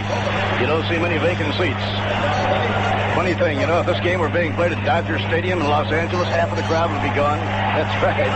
It's the thing to do out there. They show up, and after 7 innings, they go home. That's it. Everybody must get up very early. Get up early, beat the traffic. There always is a lot of traffic around Dodger Stadium. But in New York, where Major League Baseball has been a factor for so many years, and the fans are so knowledgeable, very few have left, believe me. So Orozco is on the mound getting ready. He'll be pitching, and we'll wait and see who is going to be put up by Jimmy Fry. He'll call the left-hand hitter Thad Bosley back. It might very well be Gary Woods. Or Henry Cotto, a reserve outfielder. Henry Cotto has come out. Cotto hitting .235 on the year with 16 for 68. So Orozco is in the game trying for his 21st save of the year. Top of the 9th inning, the Mets 2 and the Cubs 1. Dwight Gooden in 8 innings allowed only 1 run, just 4 base hits. He walked 7, but he struck out 8. And each time that Dwight Gooden was in trouble, Dr. K reached back and had the right answer. He is so good at getting that big out. The out a pitcher has to get if he has to survive and win a ball game. Now we are ready. Henry Cotto, young outfielder, right-hand batter. He runs well, standing in against Jesse Orozco. The pitch by Jesse, and a pop-up on the right side of the infield. Backman drifting into right field while he's under it. He has it.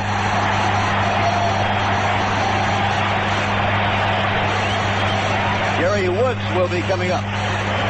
Gary is a right-hand batter, and he is a big man. He's 6'2", weighs about 190 pounds, and Gary Woods is a veteran, batting at .269 on the year. He is 5 for 20 as a pinch hitter. Gary Woods, right-hand batter to hit against Jesse Orozco. The Mets 2, the Cubs 1. We're in the 9th. A capacity crowd at Shea Stadium. A few reserve seats remain for tomorrow's game that has a 1:50 start. Some general admission seats remain for the doubleheader on Sunday. If the Mets can win here tonight, they'll have a 4.5 game lead. You always love to win that first game of a series. It is low, ball 1. Baseball is such a game of first. Getting the first pitch over, getting the first hitter out, getting the first run on the board, winning the first game of a doubleheader, first game of a series. High fly ball hit to left center, fairly deep. Mookie now is under it waiting. He's got it. 2 down. Gary Woods has flied to center. Orozco has thrown 3 pitches and retired 2 batters. The Mets are 1 out away as Bob Dernier comes to bat. A tough hitter, and the kind of hitter that if he gets on base, he has marvelous speed. one of the very fastest men in the major leagues. Dernier got a double to right center of the seventh when Mookie slipped and fell down on the wet outfield grass. So Dernier 1 for 3, batting at .323. Now the crowd is standing at Shea. The windup by Orozco, the pitch. Ground ball foul down the third base line. That went over the head of Coach Don Zimmer, and it was hit pretty hard by Bob Dernier. Ryan Sandberg is the on-deck batter. Dernier, batting leadoff, is hitting .323. Sandberg, the number 2 hitter, .331. Now the pitch on the way. Just inside, 1 ball and 1 strike. The Cubs are a predominantly right-handed hitting ball club. Their regular lineup, Leon Durham, the only left-hand power hitter. Here's the 1-1 delivery. Swing and a miss, strike 2. He fooled him with a breaking ball.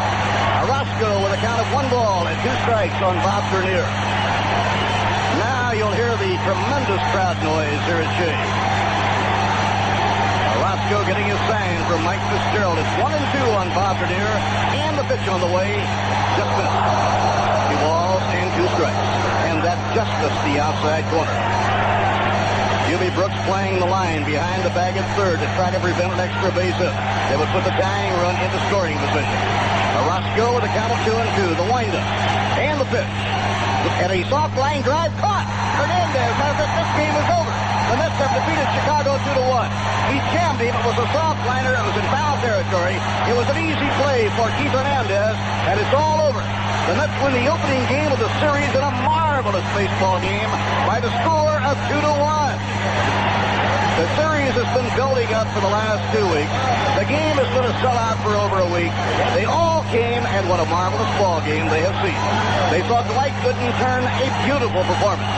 Dick Ruthven pitched very well for Chicago, and the Mets win it almost a classic as far as these 2 teams battling in the showdown. In the 9th inning, no runs, no hits, nobody left. Back with a happy recap in just a moment. The final score, the New York Mets 2, the Chicago Cubs 1. 1050 WHN. 14 years ago, we introduced a new gasoline from Getty. Today, we're bringing you a new idea from Getty. We'll be selling unleaded gasoline and only unleaded, regular and premium. And we'll be selling them for less than most other major unleadeds. So you get more miles for your money. Unleaded only. That's where America is headed. Unleaded only for less. That's where Getty is headed. Products may not be available in your area. Members Only, the brand that's changing the way America looks. Members Only.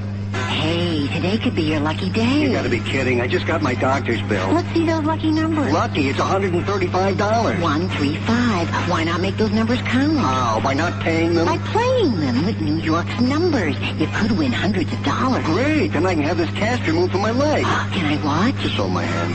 Make today count with New York's numbers. 1,000 times a day, a winner walks away. Come on, make today count. Today count with New York's numbers. It feels so good to do. Numbers. A little luck could shine on you. New York's numbers. Make today count. Make today count. New York's numbers. Make today count. Make today count. New York's numbers is paying winners in your neighborhood. The final score as the New York Mets win their 7th in a row. They defeat the Chicago Cubs 2-1. Getty congratulates Dwight Gooden as Getty's player of the ball game. The 19-year-old right-hander pitched 8 innings, allowed 1 run, only 4 hits. And though he walked 7, he struck out 8. Getty is pleased to present him with Getty gift certificates at Getty. The proof is at the pump. You couldn't ask for a better baseball game to open a big series like this, Steve. Boy, a 2-1 thriller for the Mets. The Cubs scored in the first inning off Dwight Gooden as Dwight, who walked 7 in the game, the most he's walked all year in any game, walked the leadoff man in the ball game, Bob Dernier. He stole second, went to third as Sandberg bounced out to the right side and scored on a single by Gary Matthews. But the Mets got that run right back in the bottom of the first and with 2 out. After Backman and Wilson had grounded out, Hernandez singled to left. Strawberry walked against Ruthven, and Foster drove a line drive into right field for a base hit to score Hernandez from second, and that tied the game at 1. The only other run in the game scored in the bottom of the 7th. With Dick Ruthven on the mound, he walked the leadoff batter, Rafael Santana. Then Gooden laid down a sacrifice bunt. to move Santana to second. And Wally Backman whacked one right up the middle, right past Dick Ruthven, a base hit into center field. And Santana scored from second base. And that was it. The game-winning RBI going to Wally Backman, his 5th of the year, as the Mets win their 7th straight ball game. 6 of those victories coming in one-run games. They win it tonight 2-1 at Shea over the Cubs, and we'll be back in a minute.